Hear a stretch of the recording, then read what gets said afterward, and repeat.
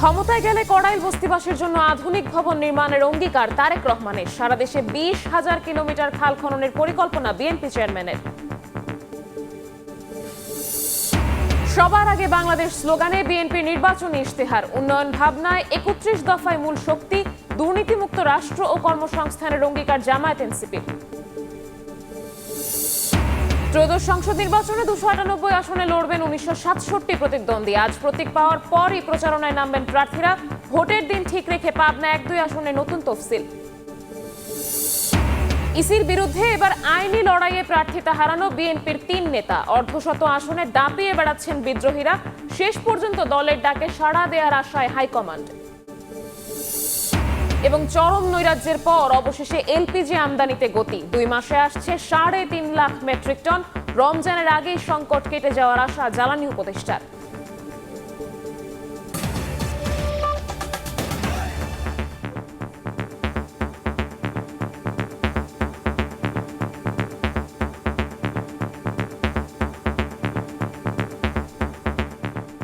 ভোরের সময়ের সঙ্গে আছি আমি শবনম নিবিড়। সারা দেশে 20,000 কিলোমিটার খাল খননের পরিকল্পনা আছে বিএনপির। বেগম খালেদা জিয়ার রুহের মাগফিরাত কামনায় বনানীতে দোয়া মাহফিলে একথা বলেন তারেক রহমান। এদিকে মহাখালীর টি&টি মাঠে দোয়া মাহফিলে বিএনপি চেয়ারম্যান বলেন, কড়াইল বস্তিবাসীর দুর্বিষহ আবাসন সমস্যা দূর করতে সেখানে নির্মিত হবে আধুনিক আবাসন ব্যবস্থা। বলেন, দালান আর বস্তিবাসীর সন্তানদের মধ্যে কোনো বৈষম্য থাকবে না।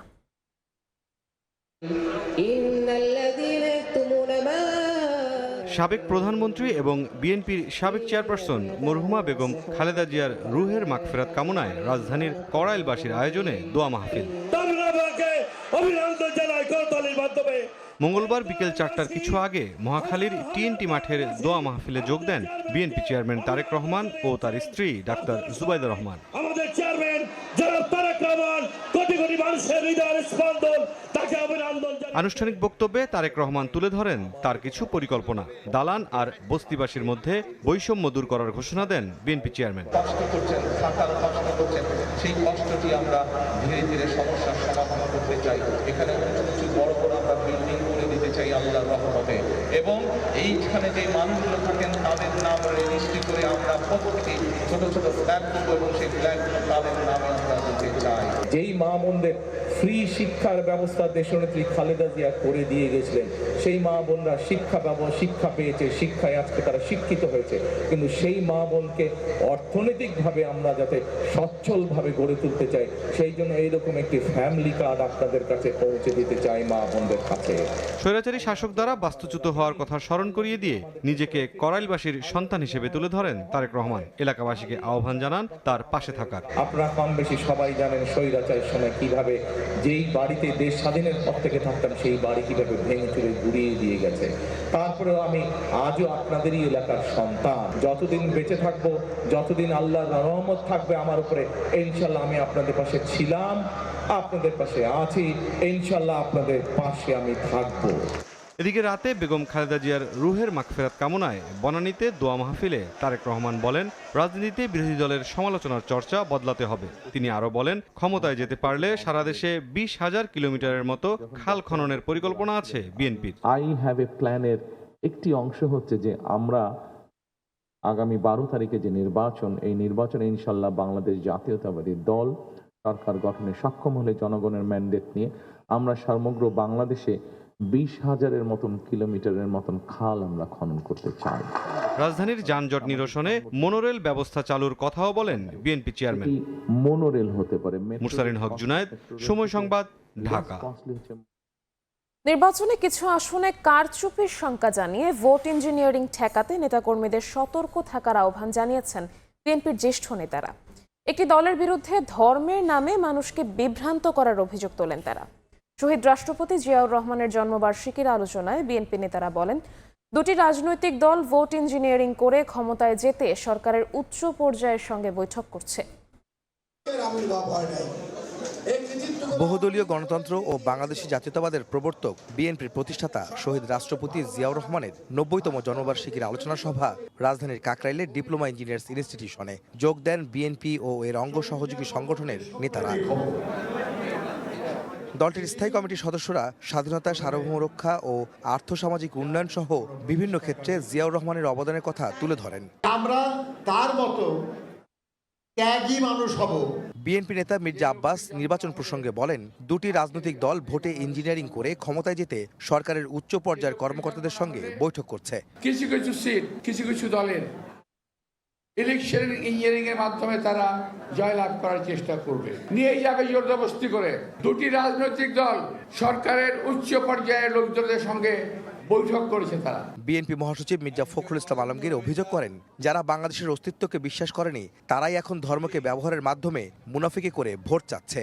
যারা অতীতে বাংলাদেশকে স্বীকার করে নাই, কতজনকে পাকিস্তান হানাদার বাহিনীর হাতে আমাদের মা বোনদের তুলে দিয়েছে, সেই হিসাব আমরা ভুলি নাই। ধর্মকে ব্যবহার করে মানুষকে বিভ্রান্ত করে ভুল বুঝিয়ে দাঁড়িপাল্লায় ভোট দিলে নাকি বেরতে যেতে হবে। হায় হায়, চিন্তা করেন, এই নির্বাচনে নির্ধারিত হবে যে এই দেশ কি লিবারেল ডেমোক্রেসির হাতে থাকবে নাকি আপনার সমস্ত উগ্রপন্থী রাষ্ট্রবিরোধী লোকদের মধ্যে থাকবে। আমাদেরকে অবশ্যই এই উদারপন্থী রাস্তা বেছে নিতে হবে।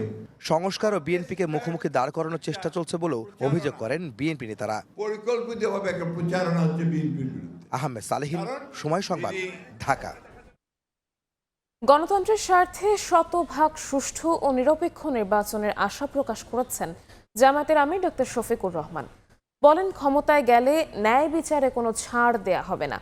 সংস্কারের পক্ষের যে কোনো দলকে অগ্রযাত্রায় সঙ্গী করবে জামাত।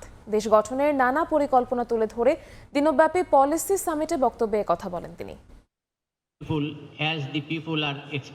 হোটেল ইন্টারকন্টিনেন্টালে বাংলাদেশ জামায়াত ইসলামীর উদ্যোগে দিনব্যাপী পলিসি সামিট। বিভিন্ন রাজনৈতিক দলের নেতা, ব্যবসায়ী, জ্যেষ্ঠ গণমাধ্যম ব্যক্তিগণ এবং 30টি দেশের কূটনৈতিকদের সামনে তুলে ধরা হয় আগামীর বাংলাদেশ নিয়ে দলটির পরিকল্পনা। উদ্বোধনী বক্তব্যে জামায়াতের আমির ডাক্তার শফিকুর রহমান দেশ গড়তে সবাইকে ঐক্যবদ্ধ হওয়ার আহ্বান জানিয়ে বলেন, গণতন্ত্র ও নাগরিক অধিকারের স্বার্থে আগামী নির্বাচন শতভাগ সুষ্ঠু ও নিরপেক্ষ হতে হবে। 15 years of authoritarian rule of the previous regime, under which we saw the most horrific torture of opponents. সমাপনী বক্তব্যে ন্যায় বিচার প্রতিষ্ঠার প্রত্যয় ব্যক্ত করে শফিকুর রহমান বলেন, ক্ষমতায় গেলে কোনো বৈধ সুবিধাও প্রয়োজন ছাড়া গ্রহণ করবে না দলের নেতাকর্মীরা। যদি জনগণের ভালোবাসায় আল্লাহ তাআলা আমাদেরকে এদেশের সেবার দায়িত্ব দেন, বৈধ সকল সুযোগও আমরা গ্রহণ করব না। যা না করলেই নয়, শুধু এইটাই আমরা গ্রহণ করব। স্বৈর মানসিকতা এর দেশ থেকে এখনো যায়নি। এটাকে নির্মূল না করা পর্যন্ত লড়াই অব্যাহত থাকবে। অভ্যুত্থানের মতো আগামী নির্বাচনেও তরুণ সমাজ গুরুত্বপূর্ণ ভূমিকা রাখবে বলে প্রত্যাশা জামায়াত আমিরের। প্রতিষ্ঠিত করা যায়।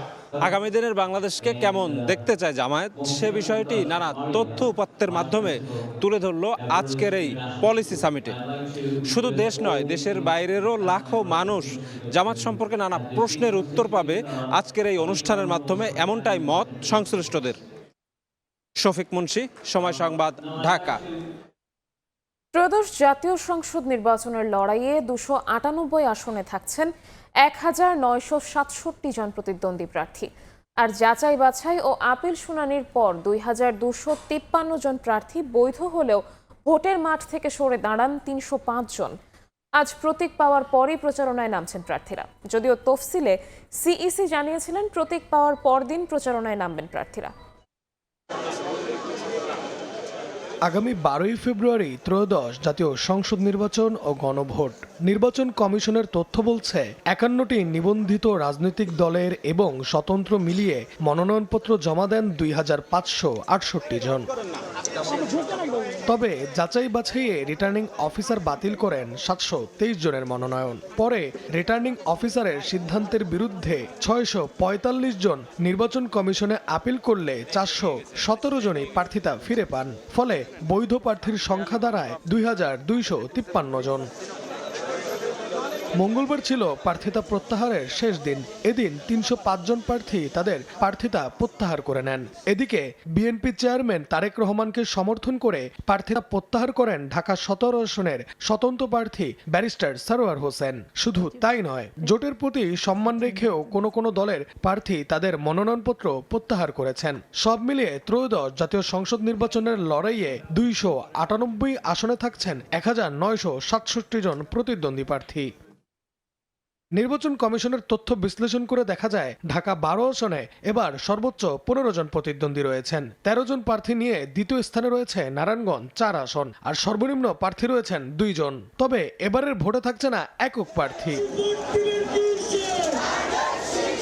এদিকে বুধবার প্রতীক পেয়ে প্রচারণা নামছেন প্রার্থীরা। তবে ভোটের দিন ঠিক রেখে পাবনা ১ ও পাবনা ২ আসনের নতুন তফসিল ঘোষণা করেছে নির্বাচন কমিশন। নাইম হাসান, সময় সংবাদ, ঢাকা। পোস্টাল ব্যালট নিয়ে অনাকাঙ্ক্ষিত ঘটনায় ইসির কোনো ত্রুটি নেই বলে দাবি করেছেন প্রধান নির্বাচন কমিশনার। মঙ্গলবার বিকেলে পোস্টাল ব্যালট ও ভোটিং কার্যক্রম নিয়ে কমিশনে আয়োজিত সভায় একথা বলেন তিনি। পোস্টাল ভোটিং সফলভাবে বাস্তবায়নে রাজনৈতিক দল ও সংশ্লিষ্ট সবার সহযোগিতা চেয়েছেন প্রধান নির্বাচন কমিশনার। যে কোনো একটা নতুন উদ্যোগে ভুল ত্রুটি হতে পারে, মিসআন্ডারস্ট্যান্ডিং হতে পারে। আমি ভুল হয়েছে বলবো না, অনেক সময় আন্ডারস্ট্যান্ডিংটা ক্লিয়ার হয়ে গেলে, কনফিউশনটা ক্লিয়ার হয়ে গেলে দেখবেন যে নিজে নিজে বুঝবেন যে না, এখানে আসলে কোনো অন্য কোনো মোটিভ কাজ করে না, এই জিনিসটা হয়েছে। এই আইন নিয়ে আমি শঙ্কা একদম প্রথম থেকেই প্রকাশ করে আসতেছিলাম যে it will B a big challenge for us. সহযোগিতার মনোভাব নিয়ে আমাদের এমবেসি গুলা কিন্তু কাজ করেছে। এই একটা সমস্যা আসছে, ওনারা যোগাযোগ করেছেন, ওনারা এগিয়ে এসছেন how to address this issues. লুট হওয়া অস্ত্র দ্রুত উদ্ধার ও ঝুঁকিপূর্ণ ভোট কেন্দ্রের নিরাপত্তা নিশ্চিতের নির্দেশ দিয়েছেন প্রধান উপদেষ্টা। মঙ্গলবার দুপুরে প্রেস উইংয়ের ব্রিফিংয়ে তথ্য জানানো হয়। প্রেস সচিব শফিকুল আলম জানান, এরই মধ্যে ঝুঁকিপূর্ণ ৬,০০০-এর বেশি ভোট কেন্দ্র সিসিটিভির আওতায় এসেছে। বাকি ২২,০০০ও ৩১ জানুয়ারির মধ্যে সিসিটিভির আওতায় চলে আসবে। অর্থ মন্ত্রণালয়ের আওতায় রাজস্ব নীতি বিভাগ ও রাজস্ব ব্যবস্থাপনা বিভাগ নামে দুটি প্রশাসনিক বিভাগ গঠনের প্রস্তাব অনুমোদিত হয়েছে। ওনারা এক্সপেক্ট করছেন যে এটা ফেব্রুয়ারি মাসে এই দুইটা বিভাগ পুরোপুরি কাজ শুরু করবে। গাজীপুর জেলায় এটা হবে পূর্বাচল উত্তর, নারায়ণগঞ্জ জেলায় পূর্বাচল দক্ষিণ, নরসিংদী জেলার রায়পুরার একটা অংশ, কক্সবাজার জেলার মাতারবাড়ি নামে মোট 4টি নতুন থানা স্থাপন এর প্রস্তাব অনুমোদিত হয়েছে। নির্বাচনের আগে উনি অস্ত্র উদ্ধারের উপর জোর দিয়েছেন। উনি বলেছেন যে লুট করা অস্ত্র যে করেই হোক ইলেকশনের আগে যত দ্রুত পারা যায় এগুলোকে উদ্ধার করতে হবে। জাতি যদি কখনো দিশেহারা হয়, জুলাই স্মৃতি জাদুঘর পথ দেখাবে বলে মন্তব্য করেছেন প্রধান উপদেষ্টা ডক্টর মোহাম্মদ ইউনূস। বলেন, জুলাই শহীদদের রক্ত তাজা থাকতেই এই জাদুঘর নির্মাণ করা সম্ভব হয়েছে, যা পৃথিবীতে একটি নজিরবিহীন দৃষ্টান্ত। জুলাই গণ অভ্যুত্থান স্মৃতি জাদুঘরের চূড়ান্ত পর্যায়ের কাজের অগ্রগতি পরিদর্শনে এসে একথা বলেন তিনি। তার সঙ্গে ছিলেন বিভিন্ন দলের প্রতিনিধি এবং সরকারের বেশ কয়েকজন উপদেষ্টা। জুলাই গণ অভ্যুত্থান স্মৃতি জাদুঘর এখন চূড়ান্ত পর্যায়ে। মঙ্গলবার বিকেলে গণভবনে নির্মিত এই জাদুঘর পরিদর্শনে যান প্রধান উপদেষ্টা ডক্টর মোহাম্মদ ইউনূস। এ সময় তার সঙ্গে ছিলেন বিএনপির স্থায়ী কমিটির সদস্য সালাউদ্দিন আহমেদ, জামায়াতে ইসলামের আমির ডক্টর শফিকুর রহমান, এনসিপির আহ্বায়ক নাহিদ ইসলাম সহ বিভিন্ন দলের নেতা উপদেষ্টারা। জাদুঘর পরিদর্শন করে প্রধান উপদেষ্টা বলেন, জাতি যদি কখনো দিশেহারা হয়, জুলাই স্মৃতি জাদুঘর পথ দেখাবে। আমরা যখন পথ হারিয়ে ফেলি বিভেদের মধ্যে, এক একজন এক একদিকে যাওয়ার জন্য তাগিদে দাঁড়াতে, আমি প্রস্তাব করছিল যে যারা এই বিভক্তি লিড করছে তাদেরকে একসঙ্গে একটা দিন সকাল থেকে রাত পর্যন্ত লেখা দিয়ে দেওয়া। জুলাই শহীদদের রক্ত তাজা থাকতেই এই জাদুঘর নির্মাণ সম্ভব হয়েছে, যা বিশ্বে এক অনন্য দৃষ্টান্ত বলেও উল্লেখ করেন প্রধান উপদেষ্টা। এত টাটকা ইতিহাস নিয়ে জাদুঘর বোধহয় দুনিয়ার কোথাও হয়নি, আশা করি আর হবে না। রক্ত না শুকাতেই জাদুঘর করে ফেলবে। জাদুঘরে জুলাই অভ্যুত্থানের ছবি, শহীদদের পোশাক, চিঠি, গুরুত্বপূর্ণ দলিল, পত্রিকার কাটিং এবং অডিও ভিডিও সহ নানা স্মৃতিচিহ্ন সংরক্ষণ করা হয়েছে। পরিদর্শনকালে প্রধান উপদেষ্টা ফ্যাসিস্ট শাসনামলে গুম, রাষ্ট্রীয় দমন-পীড়ন এবং জুলাই অভ্যুত্থানের গণহত্যা নিয়ে নির্মিত 15 মিনিটের একটি প্রামাণ্যচিত্র দেখেন। উম্মে হানি, সময় সংবাদ, ঢাকা। বিএনপি চেয়ারম্যান তারেক রহমান 2 দশক পর সিলেট সফরে যাচ্ছেন। 22 জানুয়ারি নগরীর আলিয়া মাদ্রাসা মাঠ থেকে নির্বাচনী প্রচারণা শুরু করবেন তিনি। তার সফর ঘিরে উচ্ছ্বসিত নেতাকর্মী ও জেলাবাসী। বাড়ানো হয়েছে নিরাপত্তা। দিগেন সিংহের ছবিতে ইকরামুল কবিরের রিপোর্ট। 22 জানুয়ারি রোজ বৃহস্পতিবার বিএনপি চেয়ারম্যান তারেক রহমানের সফরকে ঘিরে উৎসবের নগরীতে পরিণত হয়েছে সিলেট। মাইকিং, মিছিল, মিটিং সব আয়োজনে দলের নেতাকর্মীদের স্বতঃস্ফূর্ত উপস্থিতি। সর্বস্তরের জনগণের মাঝেও ব্যাপক উৎসাহ উদ্দীপনা। 1991 সালে তত্ত্বাবধায়ক সরকার ব্যবস্থা প্রবর্তনের পর থেকে বিএনপি চেয়ারপারসন বেগম খালেদা জিয়া আনুষ্ঠানিকভাবে হযরত শাহজালাল রহমতুল্লাহে আলাইহি এবং হযরত শাহপরান রহমতুল্লাহে আলাইহির মাজার জিয়ারতের মাধ্যমে নির্বাচনী প্রচারণা শুরু করতেন। এরই ধারাবাহিকতায় দলের বর্তমান চেয়ারম্যান তারেক রহমানও সিলেট থেকে শুরু করবেন প্রচারণা। অধীর অপেক্ষায় আগ্রহ নিয়ে বসে রয়েছে তারেক রহমানের পবিত্র মাটি সিলেটে এক নজর দেখার জন্য। জামাইয়ের মুখের একটি কথা শোনার জন্য এবং সচক্ষে দেখার জন্য সমস্ত সিলেটে উৎসবে পরিণত হয়েছে। উনি মাজার জিয়ারতের মাধ্যমে উনি এই পবিত্র নগরী মাটি থেকে নির্বাচনী কার্যক্রমগুলো শুরু করবেন, যেটি বেগম খালেদা জিয়া করেছিলেন। দলের চেয়ারম্যানের সফর সফল করার লক্ষ্যে সিলেট জেলা ও মহানগর বিএনপি বিস্তারিত কর্মসূচি জানিয়েছে। তাকে বরণ করতে উন্মুখ হয়ে আছেন জেলাবাসী। আমরা নিরাপত্তা বেষ্টনী দিয়ে নারীদেরকে বসার ব্যবস্থা করা হচ্ছে। ইনশাআল্লাহ সেদিন প্রচুর নারী সমাগম হবে। আমরা প্রত্যাশা করছি স্মরণকালের সর্ববৃহৎ জনসমাবেশ সিলেটে হবে এবং এর মাধ্যমেই সমস্ত বাংলাদেশের নির্বাচনী যেহেতু কার্যক্রম শুরু হবে, আমরা আশা করছি এর প্রতিফলনও সমস্ত বাংলাদেশে ছড়িয়ে যাবে। এদিকে বিএনপি চেয়ারম্যানের সফর নির্বিঘ্ন রাখতে নেওয়া হয়েছে বাড়তি নিরাপত্তা ব্যবস্থা। আমরা আশা করছি যে বিএনপির সম্মানিত চেয়ারম্যান জনাব তারেক রহমানের এই যাত্রা, অবস্থান, জনসভা এগুলো নির্বিঘ্ন হবে ইনশাল্লাহ। বিএনপি চেয়ারম্যান তারেক রহমান 21 জানুয়ারি আকাশপথে সিলেটে পৌঁছানোর পর 22 জানুয়ারি সকালে মাজার জিয়ারত শেষে বেলা 11টায় নির্বাচনী জনসভায় যোগ দেবেন। এরপর সড়ক পথে ঢাকা যাওয়ার পথে বেশ কয়েকটি জনসভায় বক্তব্য দেবেন তিনি। বিএনপি চেয়ারম্যান তারেক রহমান এই মঞ্চ থেকেই বৃহস্পতিবার নির্বাচনী প্রচারণা শুরু করবেন এবং এই মঞ্চ থেকেই সিলেট ও সুনামগঞ্জের প্রার্থীদের পরিচয় করিয়ে দিবেন। আলিয়া মাদ্রাসা মাঠ থেকে ইকরামুল কবির, সময় সংবাদ, সিলেট। ভোরের সময় আরও থাকছে। এক পক্ষকে কুপিয়ে জখম করলে অন্য পক্ষকে গণপিটুনি। যশোরের চৌগাছায় জমি নিয়ে বিরোধের জেরে 2 জনের মৃত্যু, থমথমে পুরো এলাকা। ফ্যামিলি ও কৃষক কার্ড, দুর্নীতিমুক্ত স্বাস্থ্যসেবা, কর্মমুখী শিক্ষাসহ 8 প্যাকেজে ইশতেহার সাজাচ্ছে বিএনপি। প্রতিটি মানুষের সমান সুযোগ নিশ্চিতে অর্থনৈতিক মডেল পরিবর্তনের পরিকল্পনা দলটির। বিএনপি নেতারা বলছেন 31 দফায় ইশতেহারের মূল চালিকা শক্তি। ফ্যাসিস্টকে বিদায়ের মাধ্যমে যে জন আকাঙ্ক্ষা জন্মেছে তা ধারণ করেই চূড়ান্ত হচ্ছে বিএনপির দেশ গড়ার ইশতেহার, যার স্লোগান সবার আগে বাংলাদেশ। হাসান ওয়ালির প্রতিবেদন। নতুন যুগ সন্ধিক্ষণে বিএনপি দলীয় প্রধান থেকে জাতীয় ঐক্যের প্রতীক হয়ে ওঠা আপসহীন নেত্রী বেগম খালেদা জিয়ার মৃত্যুর শোককে শক্তিতে পরিণত করেই শুরু হয়েছে দলটির নির্বাচনী পথ চলা। তবে এ যাত্রায় দলটির নেতাকর্মীদের মাঝে স্বস্তি। দেশের মাটিতে বিএনপির হাল ধরেছেন তারেক রহমান। দীর্ঘ নির্বাসিত জীবনে দেশ জাতির জন্য আঁকা নানান ভাবনা নিয়ে আলোচনা করছেন নানা শ্রেণী পেশার মানুষদের সঙ্গে। একই সঙ্গে তৈরি হচ্ছে আগামী দিনের রাষ্ট্র পরিচালনার রূপরেখা। We have a plan for the people and for the country.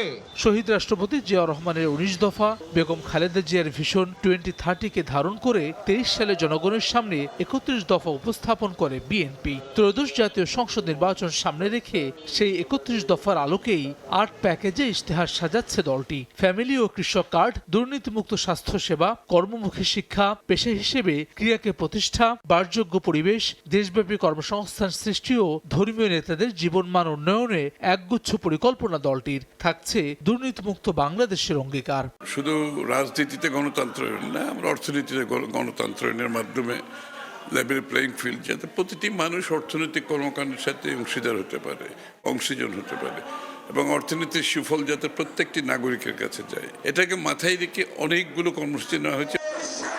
BNP বলছে 31 দফায় ইশতেহারের মূল চালিকা শক্তি। দীর্ঘমেয়াদে সুফল নিশ্চিতে বাজেটের সঠিক ব্যবহারের মধ্য দিয়েই ফ্যামিলি কার্ডের মতো অন্যান্য সেবা নিশ্চিত করবে বিএনপি। 31 দফাতে যা যা দেওয়া আছে সেটাই হবে আমার ইশতেহারের মূল চালিকা শক্তি। এর মধ্যে ফ্যামিলি কার্ড আছে, বেকার ভাতা আছে, স্বাস্থ্য কার্ড আছে, তারপরে কৃষি কার্ড আছে। কোথা থেকে টাকাটা আনবো সেটাও বাজেটের মধ্যেই আছে। সেই টাকাগুলোকে প্রপারলি ইউজ হয় নাই, আমরা এগুলো দিয়ে প্রপারলি ইউজ করব। দেশের প্রতিটি মানুষের জন্য সমান সুযোগ নিশ্চিতে অর্থনৈতিক মডেল পরিবর্তনের পরিকল্পনা বিএনপির। ফ্যাসিস্টকে বিদায় করে মানুষের মনোজগতে যে আকাঙ্ক্ষা জেগেছে তা ধারণ করে ইশতেহার প্রণয়ন করার কথা বলছেন দলটির এই শীর্ষ নেতা। বড় বড় মেগা প্রজেক্ট করে বিদেশি টাকা প্রচার করে পৃষ্ঠপোষকতার মাধ্যমে কিছু লোক বেনিফিট হবে অর্থনীতি থেকে, সেটা আগামীতে করা চলবে না।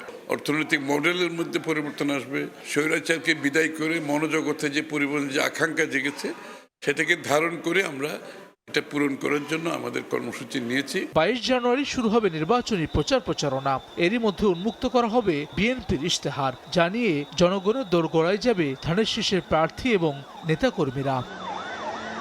হাসান ওয়ালি, সময় সংবাদ, ঢাকা। দুর্নীতিমুক্ত রাষ্ট্র ব্যবস্থা তৈরির লক্ষ্যে নির্বাচনী ইশতেহার সাজাচ্ছে জামাত। মুক্তিযুদ্ধ ও জুলাইয়ের আকাঙ্ক্ষা বাস্তবায়নে থাকবে আলাদা গুরুত্ব। তরুণদের কর্মসংস্থান, নারীর অধিকার ও স্বাস্থ্য খাত নিয়ে বিশেষ উদ্যোগ থাকছে জোট সঙ্গী এনসিপির ইশতেহারে। ফাঁকা প্রতিশ্রুতি নয়, বাস্তবায়নযোগ্য ইশতেহার দেবেন এনসিপি, এমনটাই জানালেন দলের কেন্দ্রীয় কমিটির যুগ্ম আহ্বায়ক ও নির্বাচনী পরিচালনা কমিটির সেক্রেটারি মনিরা শারমিন। নির্বাচন যত এগোচ্ছে ভোটারদের আকৃষ্ট করতে ততই ব্যস্ত সময় পার করছে রাজনৈতিক দলগুলো। ভোটারদের প্রত্যাশা পূরণের রূপরেখা ইশতেহার নিয়ে সব রাজনৈতিক দলই কাজ করে যাচ্ছে।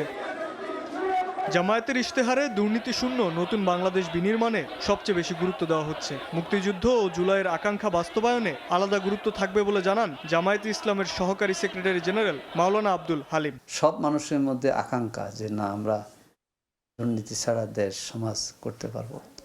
এই বিষয়টার জন্য অনেক সামাজিক কর্মসূচি আছে, রাষ্ট্রীয় কর্মসূচি আছে, এগুলো আমাদের ইশতেহারে থাকবে। যে ধর্মের যে দলের হই না কেন, কিন্তু জাতিগত পরিচয় একটা। আমরা শিক্ষাটাকে নৈতিক এবং কর্মসংস্থানমুখী করতে চাই। স্বাধীন ও নিরপেক্ষ বিচার ব্যবস্থা প্রবর্তনে দলটি নিজেদের ভাবনা তুলে ধরবে ইশতেহারে। নারী অধিকার রক্ষায় জামাতের অবস্থান সম্পর্কে ইশতেহারে পরিষ্কার ধারণা দেওয়া হবে বলেও জানান তিনি। নারীদের অধিকার, সম্মান এবং মর্যাদা, নিরাপত্তা এই থাকবে। ক্ষমতা প্রয়োগ এবং বিচারপতি নিয়োগ, এসব ক্ষেত্রে দলীয় দৃষ্টিভঙ্গি থাকবে না।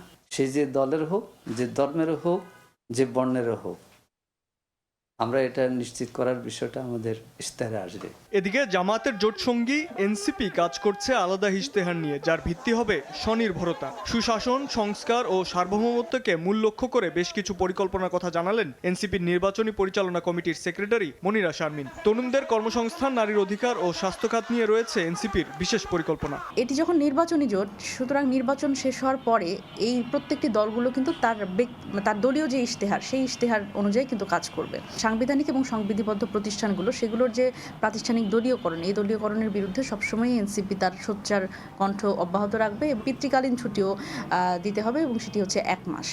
এবং এই জায়গা থেকে নারীদের আসলে আমরা মনে করি না যে আসলে কর্মঘণ্টা কমিয়ে নারীর ক্ষমতায়ন সম্ভব। একটি বিশেষ রাজনৈতিক দল ফাঁকা প্রতিশ্রুতি দিচ্ছে এমন অভিযোগ করে বলেন, বাস্তবায়নযোগ্য ইশতেহার দিবে এনসিপি, যাতে থাকবে জবাবদিহিতাও। কতটা বাস্তবসম্মত আমি জানি না, কিন্তু আমার কাছে মনে হয় যে তারা আসলে ওই ফাঁকা প্রতিশ্রুতির মধ্যেই এখনো আছে। আমরা যাতে 5টা বছর পরে জনগণকে আমরা ফেস করতে পারি এবং আমরা বলতে পারি যে এই আমি ইশতেহার দিয়েছিলাম, আমি এতটুকু পূরণ করতে পারলাম, এই জবাবদিহিতার জায়গাটাই কিন্তু আমরা নিশ্চিত করতে চাই। জোটের সিদ্ধান্ত শুধুমাত্র নির্বাচন কেন্দ্রিক এমনটি আবারও জানিয়ে দিয়ে বলেন, নির্বাচনের ফলাফল যাই হোক, এনসিপি কাজ করবে তার নিজস্ব মধ্যপন্থী রাজনৈতিক ধারায়।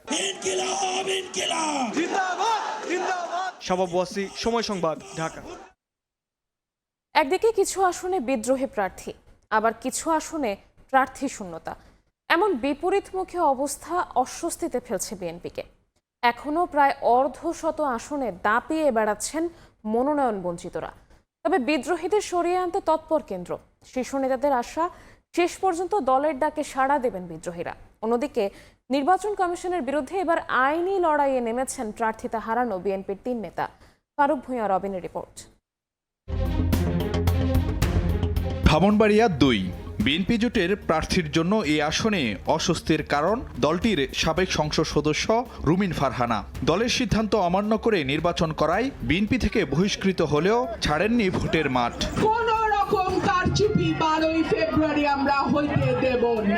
পটুয়াখালী 3 আসনেও বিএনপি জোটের প্রার্থী নুরুল হক নূরের সামনে বড় চ্যালেঞ্জ দলটির পদ হারানো নেতা হাসান মামুন। বিএনপি ও তার জোট সঙ্গীদের জন্য নির্বাচনী মাঠে স্বতন্ত্র প্রার্থীরা এমন অস্বস্তির কারণ হয়ে দাঁড়িয়েছেন প্রায় অর্ধশত আসনে। এমনকি আগের নির্বাচনে নোয়াখালী, নারায়ণগঞ্জের মতো জেলায় সুবিধাজনক অবস্থানে থাকলেও এবার ভাবাচ্ছে বিদ্রোহী প্রার্থীরা। এরই মধ্যে অন্তত 10 জনকে দল থেকে বহিষ্কার করা হলেও অবস্থা বদলায়নি। তবে বিএনপির শীর্ষ নেতাদের আশা, শেষ মুহূর্তে দলের ডাকে সাড়া দিয়ে দল সমর্থিত প্রার্থীর সমর্থনে ভোটের মাঠ থেকে সরে দাঁড়াবেন বিদ্রোহীরা। যারা নির্বাচন করছে এরা তো আমাদের খুব ত্যাগী কর্মী, তাদের মধ্যে ইচ্ছা থাকতেই পারে, সেই জন্য তারা নিজেদেরকে পরীক্ষা করতেই পারে। কিন্তু এই পরীক্ষা করতে গেলে যে আমার দলের ক্ষতি হতে পারে সেটা তারা চিন্তা করছে, যদিও তারা ডেডিকেটেড কর্মী। দলের প্রতি যাদেরই কমিটমেন্ট আছে তাদেরকে নিশ্চয়ই আমরা নিবৃত্ত করতে পারবো। একদিকে যখন বিদ্রোহী প্রার্থীরা মাথা ব্যথার কারণ, অন্যদিকে 3 আসনে প্রার্থী শূন্যতার শঙ্কাও ভাবাচ্ছে বিএনপিকে। নির্বাচন কমিশনের আপিল নিষ্পত্তিতে বাতিল হয় যশোর 4, চট্টগ্রাম 2, কুমিল্লা 4 ও 10 আসনে বিএনপির প্রার্থীদের প্রার্থিতা। এর মধ্যে যশোর 4 আসনে দলের এক নেতা স্বতন্ত্র প্রার্থী থাকলেও বাকি 3 আসনে নেই। প্রার্থিতা ফিরে পেতে সেই 3 আসনের বিএনপি নেতারা অবশেষে হাইকোর্টের দ্বারস্থ হয়েছেন। আর সেদিকে তাকিয়ে বিএনপি নির্বাচনের নিয়ম কানুন তারা যদি অনুসরণ না করে তবে তো নির্বাচন বসে থাকবে না। যে 3 আসনে বিএনপির প্রার্থীরা প্রার্থিতা হারিয়েছেন সেগুলোতে অবশ্য বিএনপি জোটভুক্ত গণ অধিকার পরিষদের প্রার্থী আছে। ফারুক ভূঁইয়া, রবিন, সময় সংবাদ, ঢাকা। বাজারে চরম নৈরাজ্যের পর অবশেষে বাড়ছে এলপিজি আমদানি। চলতি মাসে 12টি প্রতিষ্ঠান 1,67,000 ও আগামী মাসে 1,84,000 মেট্রিক টন এলপি গ্যাস আমদানির লক্ষ্য ঠিক করেছে। সব মিলিয়ে 2 মাসে দেশে আসবে 3.5 লাখ মেট্রিক টন এলপিজি। আর এতে রমজানের আগেই বাজারে স্থিতিশীলতা ফিরবে বলে আশাবাদী জ্বালানি উপদেষ্টা। ফারুক ভূঁইয়া, রবিনের রিপোর্ট। 12 কেজি সিলিন্ডারের দাম 1306 টাকা, অথচ বিক্রি হচ্ছে 2 থেকে 2,500 টাকায়। তারপরও দোকানে দোকানে সাঁটানো এলপি গ্যাস না থাকার নোটিশ। গত মাসের শেষ সপ্তাহ থেকে নজিরবিহীন এমন নৈরাজ্য চলছে বাজারে। ফলে চরম ভোগান্তি পোহাচ্ছেন রান্নাঘর থেকে যানবাহন সব খাতের ভোক্তারা। সংকট চরম আকার ধারণ করলে এলপিজি আমদানিতে ঋণ সুবিধা বাড়ানো, ভ্যাট ট্যাক্স কমানো, রাষ্ট্রায়ত্ত সংস্থা বিপিসিকে আমদানির অনুমতি সহ বেশ কিছু পদক্ষেপ নেওয়া হয়। এলপি গ্যাস আমদানিকারকদের সঙ্গে বৈঠকও করেন জ্বালানি উপদেষ্টা। নীতিগত কিছু সিদ্ধান্তের ফলে স্থবিরতা কাটিয়ে আবারও বাড়ছে এলপিজি আমদানির হার। আমদানিকারকরা জানাচ্ছেন, পরিস্থিতি অনুকূলে থাকলে চলতি মাসে 1,67,600 মেট্রিক টন এলপিজি আমদানি করতে পারবে 12টি প্রতিষ্ঠান। আর আগামী মাসে আমদানির লক্ষ্য 1,84,000 মেট্রিক টন, যা সর্বোচ্চ চাহিদার তুলনায় 34,000 মেট্রিক টন বেশি। প্রত্যেকটা মেম্বার ওয়ার্ক করছে এবং কিছু জাহাজ অলরেডি অন দ্য প্রসেস। বাংলাদেশের প্রাইভেট সেক্টর কিন্তু অনেক বেশি অ্যাক্টিভ, এলপিজিকে বাজারে স্বল্পতা দেখতে চায় না এবং আগামীতে খুব শীঘ্রই আপনি দেখতে পারবেন যে এলপিজি সরবরাহ নিরবিচ্ছিন্ন এবং নিশ্চিত সরবরাহ চলে এসছে। জ্বালানি উপদেষ্টার আশা, আমদানি বাড়ায় স্থিতিশীলতা ফিরবে বাজারে, রোজার আগেই কাটবে সংকট। ওরা কমিটমেন্ট করছে এটা আনবে এবং ওরা বলতেছে যে রোজার আগে সাপ্লাইটা স্বাভাবিক হয়ে যাবে। আমরা আশা করতেছি যে এটা ধীরে ধীরে স্বাভাবিক হয়ে আসবে। বর্তমানে এলপি গ্যাসের মাসিক চাহিদা ধরা হয় 1,20,000 মেট্রিক টন থেকে 1.5 লাখ মেট্রিক টন। ফারুক ভিয়া, রবিন, সময় সংবাদ, ঢাকা। অ্যালটেক অ্যালুমিনিয়াম, গড়ে উঠছে আগামী শহর। চলতি বছর পোশাক শ্রমিকদের মজুরি বৃদ্ধি নিয়ে দেখা দিয়েছে ধোঁয়াশা। কারণ হিসেবে কি হারে বাড়বে এর স্পষ্ট ব্যাখ্যা না থাকাকে দায়ী করছেন শিল্প মালিকরা। তবে এ নিয়ে কোনো সংশয় থাকার কারণ নেই বলে দাবি শ্রমিক নেতাদের। এর আগে বাড়ানো মজুরিও সব শ্রমিক এখনো পাচ্ছেন না বলেও অভিযোগ তাদের। জোর করে মজুরি বাড়ালে মূল্যস্ফীতি আরও উস্কে যেতে পারে এমন আশঙ্কা থেকে বিকল্প হিসেবে সামাজিক সুরক্ষার আওতা বাড়ানোর পরামর্শ বিশ্লেষকদের। এমএস আরেফিনের রিপোর্ট। 2024-এর জুলাই অভ্যুত্থানের পর শিল্পাঞ্চলে শ্রম অসন্তোষের মুখে ত্রিপক্ষীয় বৈঠকে 18 দফা সমঝোতায় পৌঁছায় শ্রমিক, মালিক ও সরকার। মূল্যস্ফীতির চাপ সামাল দিতে সিদ্ধান্ত হয় আর 4% যুক্ত হয়ে প্রতি বছর 9% হারে বাড়বে পোশাক শ্রমিকের মজুরি। এরপর গেল বছরের 17 নভেম্বর জারি করা এক প্রজ্ঞাপনে জানানো হয় 5 বছর নয় 3 বছর পর পর বাড়বে ন্যূনতম মজুরি। সে হিসাবে এবছরই তৈরি পোশাক সহ 13 খাতে বেতন বৃদ্ধির কথা। এই যে 9% বৃদ্ধি, এটা সম্পূর্ণ একটা অন্যায়ভাবে করা হচ্ছে আমাদের উপরে। আমাদের সক্ষমতা আছে কিনা সেটি কিন্তু যাচাই করা হয়নি। আমরা শ্রমিক হয়ে যাবো, তাদেরকে আমরা উদ্যোক্তা বানা দেবো ইনশাআল্লাহ। শিল্প মালিকদের দাবি, বিনিয়োগ ও রপ্তানি মন্দার মধ্যেও বর্তমান মজুরি কাঠামো মতো বেতন বাড়াচ্ছেন তারা। যদিও কিভাবে বাড়বে এর স্পষ্ট ব্যাখ্যা না থাকায় নতুন করে সর্বনিম্ন মজুরি নির্ধারণ নিয়ে দেখা দিয়েছে ধোঁয়াশা। 9%-এর ব্যাপারটিতে কোনো ধরনের ডিরেক্ট নির্দেশনা নাই, কিন্তু যেহেতু ওই একটা ইন্টারিম এগ্রিমেন্ট আমাদের সাইন হয়েছিল শ্রম মন্ত্রণালয় এবং ট্রাইপার্টাইট, মালিক, শ্রম মন্ত্রণালয় এবং ট্রেড ইউনিয়নদের মধ্যে, আমাদের কিন্তু 9% হারই এটি বৃদ্ধি করতে হয়েছে। নির্বাচনের পরে যখন জনপ্রতিনিধিরা ক্ষমতা আসবে, জনবান্ধব সরকার যখন হবে, গণতান্ত্রিক সরকার যখন হবে, আমার দৃঢ় বিশ্বাস সামনের সরকার সবকিছু বিচার বিশ্লেষণ করে এই শ্রমিকদের মজুরি পুনর্নির্ধারণ করবে। তবে কোনো সংশয় দেখছেন না শ্রমিক নেতারা, বরং তাদের অভিযোগ 2013 সালের ডিসেম্বরে নির্ধারিত মজুরি এখনও বাস্তবায়ন করেনি অনেক প্রতিষ্ঠান। এখনো পর্যন্ত যেমন ছোট কারখানা এবং মাঝারি মানের কিছু কারখানা এই 9% তারা বাস্তবায়ন করছে না। আগামী মজুরি ডিক্লেয়ার হওয়ার আগ পর্যন্ত 9% যে এটা যে মালিকদের মানতে হবে এবং শ্রমিকদের দিতে হবে, এতে কোনো দ্বিধান্বিত হওয়ার কোনো সুযোগ নাই। একদিকে ক্রয়াদেশ খরা, অন্যদিকে জ্বালানি সংকটে বাড়ছে উৎপাদন খরচ।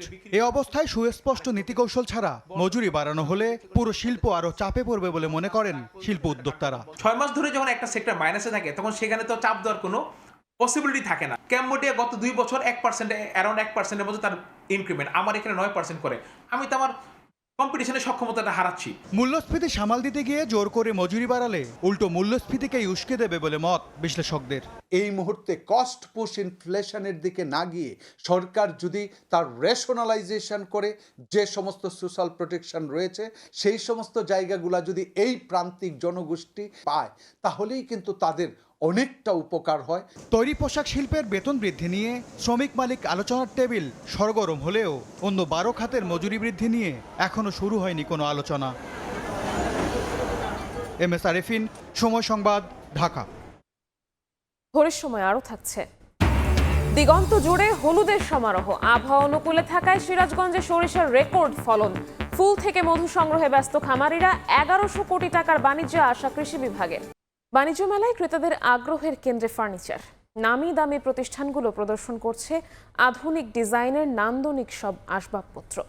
সঙ্গে থাকছে মূল্য ছাড় আর কিস্তি সুবিধা, যা দেখে আকৃষ্ট হচ্ছেন ক্রেতারা। তবে ছুটির দিন ছাড়া অন্য দিনে দর্শনার্থী কম আসায় বিক্রি কতটা জমবে তা নিয়ে আশঙ্কা বিক্রেতাদের।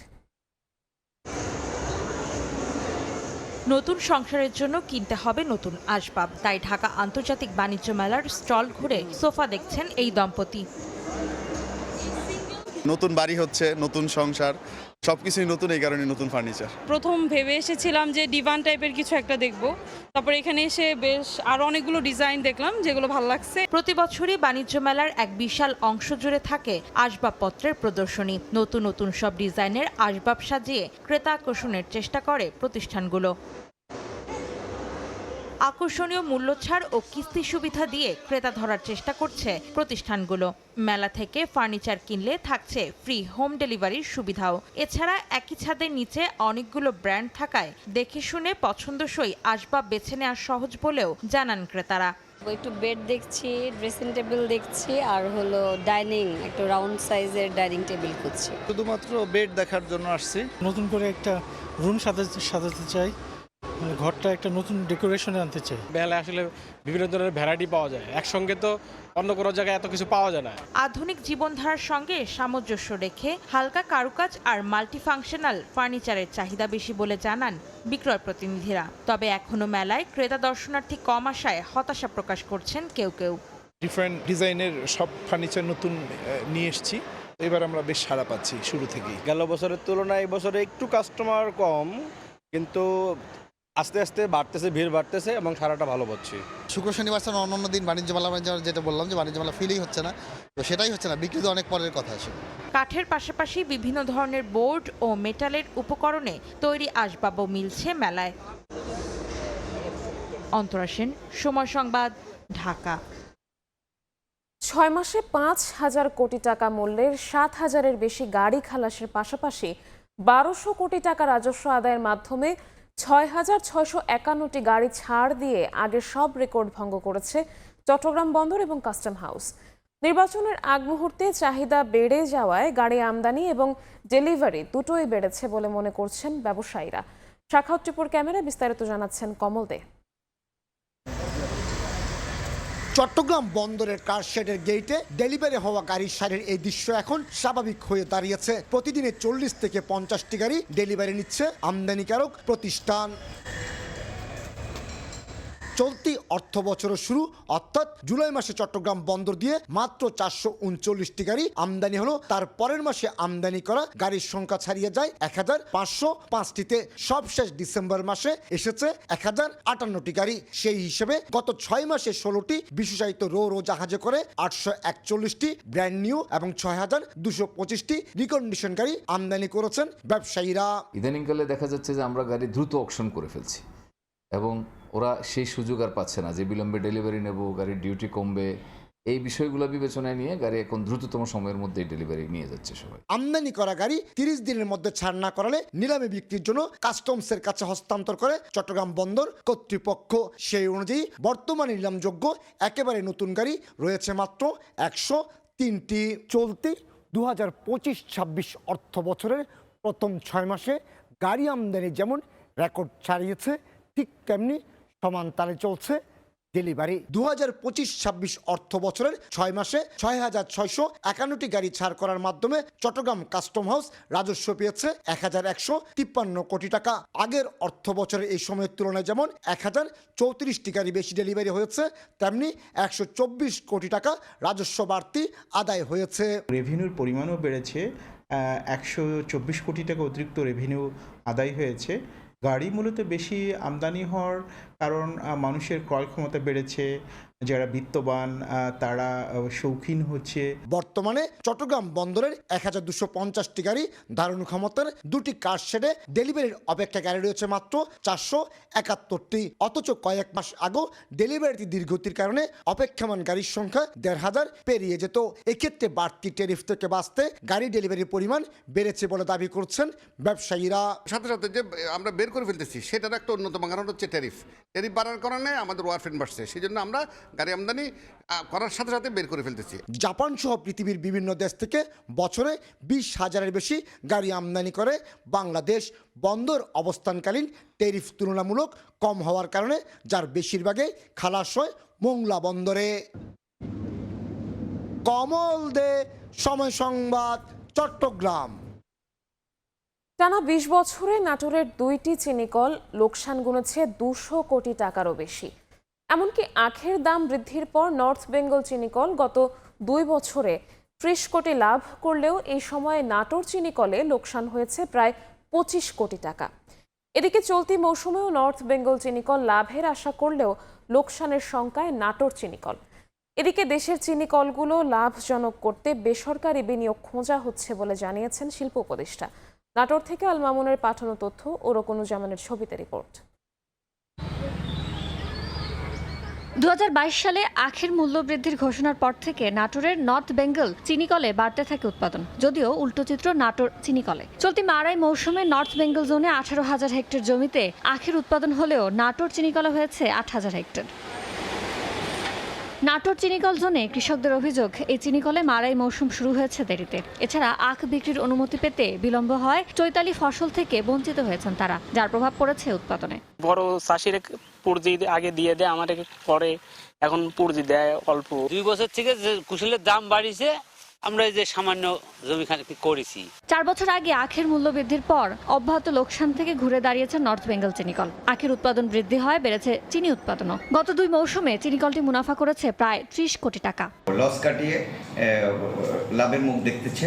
আশা করি এই বছরও আমরা লক্ষ্যমাত্রা অনুযায়ী প্রাপ্ত হলে এই মিলটা লাভের মুখ দেখবে। তবে উল্টো চিত্র নাটোর চিনিকলে। টানা 20 বছর ধরে লোকসান গুনছে চিনিকলটি। গত 2 মৌসুমেই লোকসান হয়েছে প্রায় 25 কোটি টাকা। লক্ষ্যমাত্রা পূরণ না হয় আখ মারায় দেখা দিয়েছে সংকট, যদিও এই বিষয়ে কথা বলতে নারাজ চিনিকল কর্তৃপক্ষ। তবে বৃষ্টিপাত বেশি হয় কাঙ্ক্ষিত লক্ষ্যমাত্রা পূরণ হয়নি বলে দাবি আখ চাষি ফেডারেশনের।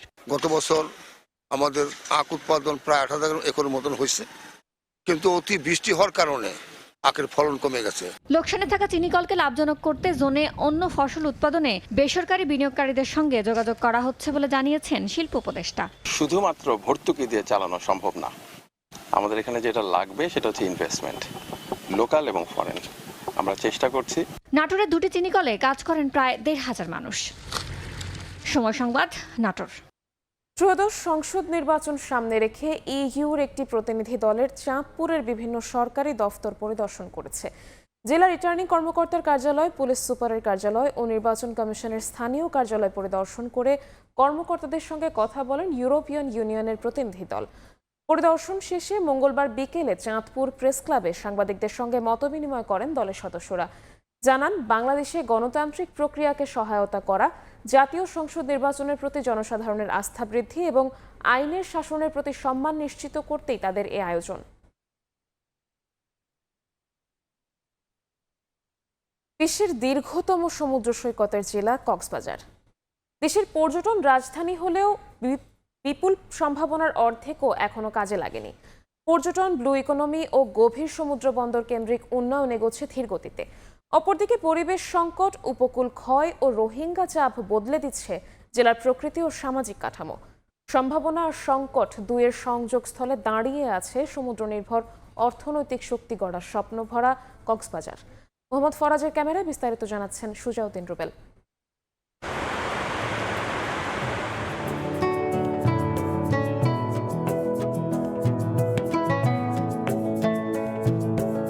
নীলের রাজ্য, সীমাহীন দিগন্ত, বিশ্বের দীর্ঘতম সমুদ্র সৈকত কক্সবাজার। পর্যটন অর্থনীতির হৃদয় স্পন্দন বলা হয় যাকে, সেই কক্সবাজার আজও দাঁড়িয়ে আছে সম্ভাবনা আর সংকটের 2 প্রান্তে। প্রতিবছর লাখ লাখ দেশি বিদেশি পর্যটকের পদচারণায় মুখর এই জেলা। হোটেল, রিসোর্ট ব্যবসা, মাছ শিকার, লবণ ও চিংড়ি শিল্প এসবই যোগায় সমুদ্র কেন্দ্রিক অর্থনীতির বড় অংশ। কিন্তু এই স্বর্ণময় সম্ভাবনাও পুরো শক্তিতে দাঁড়াতে পারেনি। পর্যটন বন্ধুত্বপূর্ণ পরিকল্পনার অভাব, পরিবেশ নষ্টকারী অনিয়ন্ত্রিত স্থাপনা, মানসম্মত সেবার ঘাটতি সব মিলিয়ে পিছিয়ে দেশের সবচেয়ে সম্ভাবনাময় পর্যটন রাজধানী। অন্ততপক্ষে কক্সবাজারকে ব্র্যান্ডিংয়ের মাধ্যমে সারা বাংলাদেশকে ব্র্যান্ডিং হবে, কিন্তু সেই আশা এবং প্রত্যাশা কোনোটাই বাস্তবায়ন হচ্ছে না। রোহিঙ্গা সংকট বদলে দিয়েছে কক্সবাজারের সামাজিক অর্থনৈতিক চিত্র। পরিবেশ, বনভূমি, যোগাযোগ ব্যবস্থা সবকিছুতে তৈরি হয়েছে বাড়তি চাপ। বছরের পর বছর পার হলেও এখনো আসেনি কোনো সুরাহা, যা তৈরি করেছে বড় সংকট। তরুণদেরকে ধ্বংস করে দেওয়া, এটা কিন্তু ন্যাশনাল সিকিউরিটির একটা বড় আঘাত। সো এই ক্ষেত্রে যত দ্রুত সম্ভব একটা প্ল্যানের মাধ্যম দিয়ে এগুলোকে সমাধান করতে হবে। এটার জন্য আমাদের পর্যাপ্ত কমিশন, পর্যাপ্ত কমিটি, পর্যাপ্ত প্ল্যান লাগবে। মহামূল্যবান ব্লু ইকোনমির সম্ভাবনা থাকা সত্ত্বেও হয়নি সাগর ভিত্তিক শিল্পায়ন, জাহাজ মেরামত, মাছ প্রক্রিয়াজাতকরণ, সামুদ্রিক গবেষণা কেন্দ্র কিছুই বাস্তবে রূপ পায়নি এখনো। মহেশখালী বাতারবাড়ি কেন্দ্রিক দেশের সবচেয়ে বড় অবকাঠামো প্রকল্পগুলোও এগুচ্ছে প্রত্যাশার চেয়ে ধীরে। ফলে বিনিয়োগ, কর্মসংস্থান ও শিল্পায়নের যে সম্ভাবনা ছিল তা আজও পুরোপুরি ধরা দেয়নি। নাগরিক সমাজের মধ্যে বিগত বছরগুলোতে কক্সবাজারে বেশ কিছু উন্নয়ন প্রকল্প বাস্তবায়ন হলেও স্থানীয়ভাবে এর তেমন কোনো প্রভাব পড়েনি। সংকীর্ণ কক্সবাজার চট্টগ্রাম মহাসড়ক, ভঙ্গুর স্বাস্থ্য খাত আর মাদকের ভয়াবহতায় নাকাল জেলার মানুষ। যারা আসবেন নির্বাচনের পরে তারা যেন যে এখানে যারা বসবাস করছেন তাদেরকে যেন একটা টেকসই বিরিবাদ দিতে পারেন। আমাদের যে নাগরিক সুবিধা যেগুলো আছে এগুলো যাতে আমরা পাই।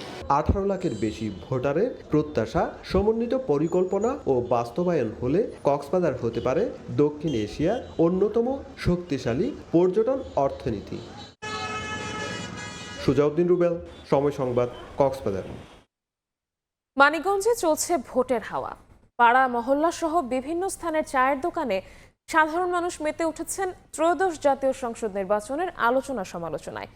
প্রার্থীদের প্রতিশ্রুতির ফুল ঝুড়ি নয়, উন্নয়ন বঞ্চিত মানিকগঞ্জে এবার চাইছেন নির্বাচিত জনপ্রতিনিধিদের হাত ধরে কাঙ্ক্ষিত উন্নয়ন।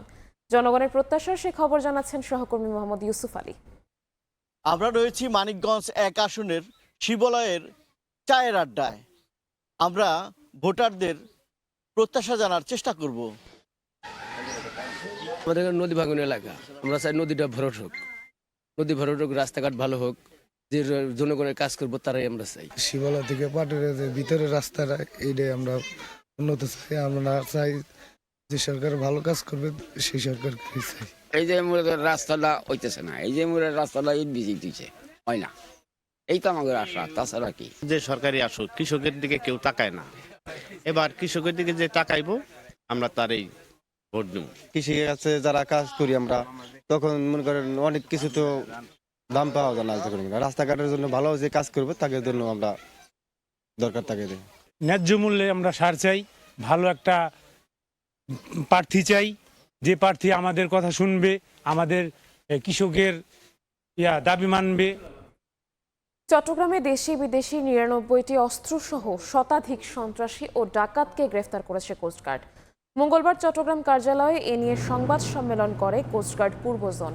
এ সময় জোনাল কমান্ডার জানান, গত বছর ডাকাত ও সন্ত্রাসীদের বিরুদ্ধে 87 অভিযান চালানো হয়। অভিযানগুলোতে 99টি আগ্নেয়াস্ত্র, 139টি দেশীয় অস্ত্র, প্রায় 4000 গুলি সহ 110 জনকে গ্রেফতার করা হয়েছে। জব্দ করা হয়েছে 200 কোটি টাকা মূল্যের ইয়াবা। নির্বাচনী এলাকায় চিহ্নিত সন্ত্রাসী ও অবৈধ অস্ত্রধারীদের বিরুদ্ধে আইনানুগ ব্যবস্থা গ্রহণের কার্যক্রম অব্যাহত রয়েছে। পাশাপাশি ভোট বান্ধব পরিস্থিতি নিশ্চিতে প্রযুক্তির সহায়তায় নির্বাচনী এলাকাসমূহে সার্বিক নিরাপত্তা নিশ্চিতের ব্যবস্থা গ্রহণ করা হচ্ছে। 4 দশক ধরে শুধু প্রতিশ্রুতি শুনে আসছে নওগাঁবাসী। শহরকে যানজট মুক্ত করতে 4 লেন সড়ক, সামান্য বৃষ্টিতেই জলাবদ্ধতা নিরসনে কার্যকর ড্রেনেজ ব্যবস্থা এবং গাঁজা সোসাইটির শত কোটি টাকার সম্পদ কাজে লাগিয়ে আধুনিক শহর গড়ার আশ্বাস দিয়ে আসছেন রাজনৈতিক নেতারা। তবে প্রতিবারই সেই আশ্বাস রয়ে গেছে কথার মধ্যেই সীমাবদ্ধ। ভোট এলেই প্রতিশ্রুতির ফুলঝুরি, ভোট গেলেই নীরবতা। আর শুধু কথার জাদুতে বিভ্রান্ত হতে চান না ভোটাররা। তারা বলছেন, প্রতিশ্রুতি নয়, দক্ষতা ও বাস্তবায়নের সক্ষমতা দেখেই তারা নেতা নির্বাচন করবেন। এমআর রকের রিপোর্ট, ছবি তুলেছেন রকিবুল ইসলাম। ছোট যমুনা নদীর 2 তীরে গড়ে ওঠা নওগাঁ শহর একসময় ছিল জেলার অন্যতম অর্থনৈতিক কেন্দ্র। গাঁজা চাষ, সংরক্ষণ, বিপণন ও প্রক্রিয়াজাতকরণকে ঘিরে শহর ও আশপাশে গড়ে উঠেছিল বহু স্থাপনা। 1985 সালে গাঁজা উৎপাদন ও বিপণন নিষিদ্ধ হলে গাঁজা সমবায় সমিতি ও গাঁজা সোসাইটির নিয়ন্ত্রণাধীন শত কোটি টাকার সম্পত্তি ধীরে ধীরে নামে বেনামে বেদখল ও বেহাত হয়ে যায়। জনসংখ্যা ও যানবাহন বাড়লেও শহরের সংকীর্ণ সড়ক ও গলিপথগুলো আজ নওগাঁবাসীর প্রধান ভোগান্তির কারণ। প্রতিদিনের যানজটে নষ্ট হচ্ছে কর্মঘণ্টা। সামান্য বৃষ্টিতেই দুর্বল ড্রেনেজ ব্যবস্থার কারণে শহর পরিণত হয় জলাবদ্ধতায়। এসব সমস্যার সমাধানে গত 4 দশক ধরে রাজনৈতিক নেতাদের কাছ থেকে শুধু আশ্বাস আর প্রতিশ্রুতি শুনে আসছেন নওগাঁবাসী। নানা সংকটের বেড়াজালে আবদ্ধ নওগাঁ শহরের মানুষ ভোটের মাঠে এবার প্রতিশ্রুতি নয়, বাস্তবায়নে দৃঢ় অঙ্গীকার চান। পরিকল্পিত নগর উন্নয়নের আওতায় শহরে 4 লেন সড়ক বাস্তবায়ন, সড়ক ও দুর্বল ড্রেনেজ ব্যবস্থা সংস্কার আর শহরে ছড়িয়ে থাকা গাজা সোসাইটির শত কোটি টাকার বেহাত সম্পদ পুনরুদ্ধারই ভোটের মাঠে টার্নিং পয়েন্ট। আমাদের নওগাঁতে ড্রেনেজ ব্যবস্থাপনা এত খারাপ যে সামান্য কিছুক্ষণ বৃষ্টি হলে শহরের কেন্দ্র যে মুক্তির মোড় যেখানে আমরা দাঁড়িয়ে আছি এই রাস্তাটাও ডুবে যায়। যানজট যা নিরসন করতে পারে, অত্যন্ত রাস্তাঘাটে যানজট, মানুষ হাঁটাফেরা মানে চলাফেরা করা অসম্ভব হয়ে যায়। এই রাস্তাটা উন্নয়ন করার জন্য একনেকে বারবার পাশ হয়েছে, কিন্তু পাশ হলে কি ওইভাবেই পড়েছিল। সংসদ নির্বাচনে যারা আসবেন নওগাঁবাসীর চাওয়া পাওয়াকে পূরণ করবে। রাজনৈতিক সদিচ্ছার অভাবে দশকের পর দশক ধরে উন্নয়ন থেকে বঞ্চিত নওগাঁ শহর। তবে এবার যোগ্য নেতৃত্বের হাত ধরে এই ভোগান্তি লাঘবের আশায় বুক বাঁধছেন সচেতন মহল। বহু নেতৃত্ব আসছে, তারা প্রতিশ্রুতি দিয়েছে নওগাঁর সার্বিক উন্নয়নে তারা কোনো কাজ করে। আগামী দিনে যেই আসুক তারা মেগা প্রকল্প তৈরি করে নওগাঁর উন্নয়ন করে, সেটাই আমরা প্রত্যাশা করি। ফোরলেন বাস্তবায়নে 2016 সালে 1600 কোটি টাকার একটি প্রকল্প অনুমোদনের প্রস্তাব দেওয়া হলেও সেটি এখন মন্ত্রণালয়ে লাল ফিতায় বন্দী। আর আধুনিক শহর গড়তে নেওয়া 90 কোটি টাকার আরেকটি প্রকল্প কাগজে সীমাবদ্ধ রয়েছে বলে জানিয়েছেন সংশ্লিষ্ট দপ্তরগুলো। 12টি ইউনিয়ন ও 54টি মহল্লা নিয়ে গঠিত নওগাঁ সদর 5 আসন। এই আসনে মোট ভোটার সংখ্যা 3,63,030 জন। এমআর রকি, সময় সংবাদ, নওগাঁ। ভোরের সময় ছিল আমার কাছে। পরবর্তী সংবাদগুলো জানাতে যুক্ত হবেন সহকর্মী আমিরুল ইসলাম আলিফ। রাজশাহীতে বৈরী আবহাওয়ার প্রভাব পড়েছে বড় বীজতলায়। টানা শৈত্যপ্রবাহ শেষে রোদের দেখা মিললেও ছত্রাকজনিত রোগের আক্রমণে বোরো ধানের চারা বীজতলায় মরে যাওয়ায় চরম দুশ্চিন্তায় কৃষকরা। এদিকে চারা সংকটের দাম বেড়েছে কয়েক গুণ। কৃষকরা জানান এতে জমি অনাবাদি ও চলতি মৌসুমে লক্ষ্যমাত্রা অর্জন নিয়ে শঙ্কিত তারা। কৃষি বিভাগ বলছে চারা রক্ষায় বাড়তি যত্নের পরামর্শ ও সহযোগিতা অব্যাহত রেখেছে। আব্দুস সালামের ছবিতে মওদুদ রানার প্রতিবেদন। লালচে হয়ে নষ্ট হয়েছে অধিকাংশ ধানের চারা। মাঠের পর মাঠের বীজতলার চারা কুঁকড়ে গিয়ে ধারণ করেছে তামাটে রং। রাজশাহী গোদাগাড়ির ফুলবাড়ি গ্রামের নজরুল ইসলামের 2 শতক জমির পুরো চারা মারা গেছে। ডাইংপাড়া এলাকায় 20 বিঘা জমিতে ধানের আবাদ করতে দুবার চারা রোপণ করলেও তা গুণগত মানের হয়নি। এ নিয়ে দুশ্চিন্তার শেষ নেই। এবছরেই নষ্ট হয়েছে, বেশি কোনোবার হয়নি, মানে শীত কারণ। কৃষকেরা বলছেন ডিসেম্বরের শেষ ভাগ থেকে জানুয়ারির মাঝামাঝি রাজশাহী অঞ্চলে ছিল টানা শৈত্যপ্রবাহে হাড় কাঁপানো শীত, সঙ্গে ঘন কুয়াশা। এতেই নষ্ট হয়েছে বোরো ধানের চারা। তাদের দাবি বীজতলা পলিথিন দিয়ে ঢেকে ওষুধ স্প্রে এবং নতুন করে রোপণ করেও সুফল মেলেনি। ফলে দেখা দিয়েছে তীব্র চারা সংকট। বীজ এত গ্রিনজিল, কমলাস আরো অন্যান্য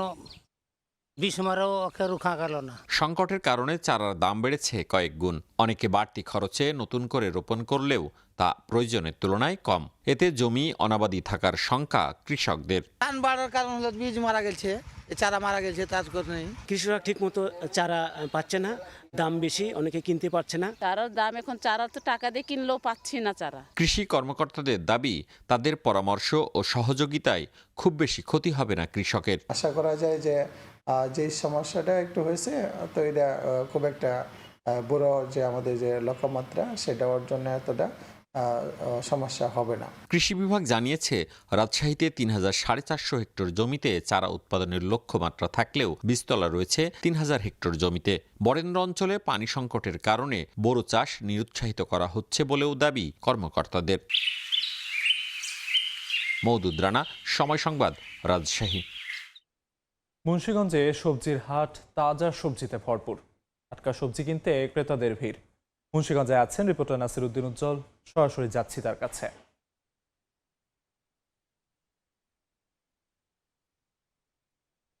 সেই সবজিতে ভরেই উঠেছে এবং এই যে কুয়াশা এবং শীত কোনো কিছু কিন্তু বাধা হয়ে দাঁড়াতে পারেনি। আপনারা লক্ষ্য করছেন যে এই অঞ্চলের যে সুস্বাদু সবজি, সিম, আলু, করলা এবং এখানকার যে টমেটো, সেই সবজি কিন্তু বড় পসরা এবং এই সুস্বাদু সবজি কিনতে কিন্তু মুন্সিগঞ্জ ছাড়াও আশপাশের অঞ্চল থেকে পাইকার এবং ক্রেতারা ভিড় করছেন এবং এখানে যে এবং এই সুস্বাদু সবজি কিনতে কিন্তু মুন্সিগঞ্জ ছাড়াও আশপাশের অঞ্চল থেকে পাইকার এবং ক্রেতারা ভিড় করছেন এবং এখানে যে পাইকারি দরে এবং অনেকটা সস্তায় যে সবজি কিনতে পারছেন সেখানে কিন্তু এতটা ভিড় এবং এখানকার যে কৃষি বিভাগ তারা কিন্তু বলছেন যে বিষমুক্ত সবজি আবাদের উপর তারা গুরুত্ব আরোপ করছেন এবং এর প্রসার বাড়ছে এবং এখানকার যে সবজিগুলো রয়েছে সেই সবজি কিন্তু দেশের বাইরে রপ্তানি হয়ে থাকে সে কারণে এই অঞ্চলের সবজিকে বেশি গুরুত্ব আরোপ করা হচ্ছে এবং এবারের শীত মৌসুমে কিন্তু 4,901 হেক্টর জমিতে সবজি আবাদ হয়েছে এবং এই যে সবজি এত বড় আবাদ, এই আবাদ ঘিরে এখানকার যে সবচেয়ে বড় সবজির হাট যেটি এই প্রধান সড়ক ঘিরে প্রতিদিন যে হাটটি বসে সেটি কিন্তু শতাব্দী প্রাচীন এই হাট এবং এটি কিন্তু শহরের প্রধান সড়ক এবং এই প্রধান সড়ক কিন্তু এই 2 ঘন্টা পরে আবার যানবাহনে ভরপুর থাকবে সে কারণে কিন্তু 2 ঘন্টার মধ্যে এই হাটটি বন্ধ হয়ে যায় এবং এই হাটের পরে কিন্তু পাশে যে স্থায়ী বাজার রয়েছে সেই বাজারে সবজি বেচা কিনা হয় এবং এই 2 হাটের মধ্যে কিন্তু বড় একটা তফাৎ রয়েছে এবং সবজির যে দর বিশেষ করে আলুর দর কিন্তু আরো কমে আসছে। নতুন আলু বিক্রি হচ্ছে 24 টাকা কেজি দরে আর পুরনো আলু কিন্তু 10 থেকে 12 টাকা কেজি দরে বিক্রি করা হচ্ছে। কপি বিক্রি হচ্ছে 40 টাকা থেকে 20 টাকা পর্যন্ত আর ফুলকপির পাশাপাশি বাঁধাকপি, ব্রকলি সেগুলোর দামও কিন্তু 30-40 টাকার মধ্যেই রয়েছে এবং টমেটো, সিম এসব যেসব এই সবজি রয়েছে এগুলোর দামও কিন্তু 40 টাকা কেজি দরে, কাঁচামরিচ 120 টাকা, ধনেপাতা 30 টাকা কেজি দরে বিক্রি হচ্ছে। তো এই ছিল মুন্সিগঞ্জ থেকে সবজি বাজারের সবশেষ। সরাসরি যুক্ত ছিলাম মুন্সিগঞ্জে। চলতি মৌসুমে আবহাওয়া অনুকূলে থাকায় রেকর্ড পরিমাণ সরিষার ফলন হয়েছে সিরাজগঞ্জে। অন্যদিকে সরিষা ফুল থেকে মধু সংগ্রহ করতে জেলার বিভিন্ন প্রান্তে মৌ বাক্স বসিয়েছেন মৌ খামারিরা। তেল ও মধু মিলিয়ে এবার প্রায় 1100 কোটি টাকার বাণিজ্যের আশা করছে কৃষি বিভাগ। রিঙ্কু কুণ্ডুর রিপোর্ট, ছবি তুলেছে অমৃত সেন। দিগন্ত বিস্তৃত মাঠ জুড়ে শুধু হলুদ ফুলের সমারোহ। ফসলের পুরো মাঠ যেন ছেয়ে আছে সরিষা ফুলের হলুদ ক্যানভাসে। সিরাজগঞ্জের প্রতিটি ফসলের মাঠে এখন চোখে পড়বে হলুদ ফুলের এমন দৃশ্য। চলতি মৌসুমে সিরাজগঞ্জের চলনবিলের তারাস, উল্লাপাড়া, শাহজাদপুর ছাড়াও জেলার 9 উপজেলায় সরিষার আবাদ হয়েছে প্রায় 90,550 হেক্টর জমিতে।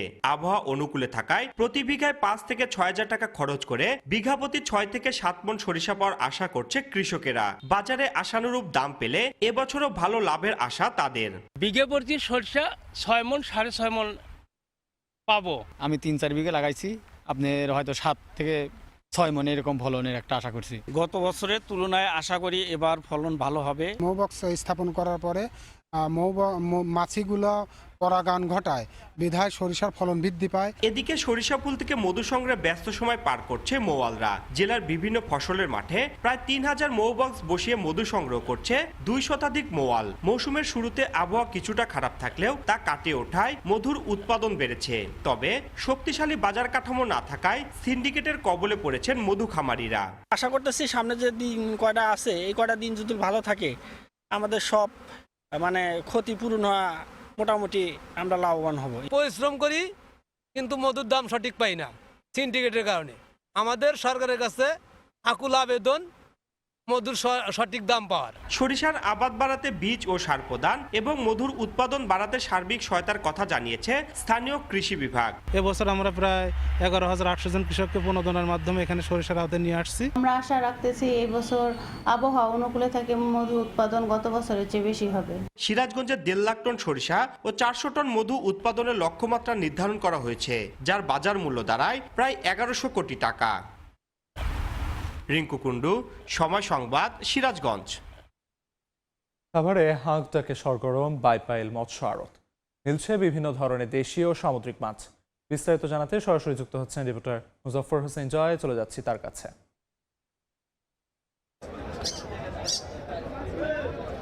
আমি এই মুহূর্তে রয়েছি ঢাকা জেলার সবচেয়ে বৃহত্তম যে মৎস্য পাইকারি আড়ত রয়েছে আদিক সুপার মার্কেট, সেখানে আপনারা জানেন যে এই মৎস্য আড়তটি বাইপালে অবস্থিত। আজকে সকাল থেকে আমরা জানতে পেরেছি যে মূলত মাসের যে অর্ধেক সময় এসে কিন্তু মাছের দাম কিন্তু বেড়েছে হু করে, অর্থাৎ আগুন বরাবর মাছের দাম প্রতি কেজি প্রতি মাছ বিক্রি হচ্ছে 15 থেকে 20 টাকা কেজি বেশি দরে।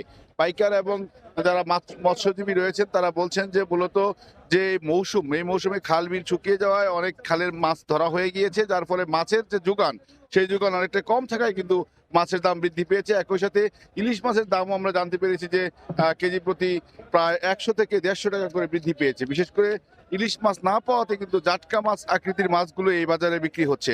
আমি জানিয়ে রাখতে চাই আজকের মাছের দরদাম সহকারে ইলিশ বিক্রি হচ্ছে, যেটি মূলত 450 থেকে 500 গ্রামের মাছ রয়েছে, সেটি বিক্রি হচ্ছে আপনার 1000 থেকে 800 টাকা পর্যন্ত। একই সাথে চিংড়ি বিক্রি হচ্ছে 400 থেকে 450 টাকা কেজি দরে। আপনারা দেখতে পাচ্ছেন তেলাপিয়া মাছ, এই তেলাপিয়া মাছটি বিক্রি হচ্ছে 150 টাকা থেকে 100 টাকা কেজি দরে।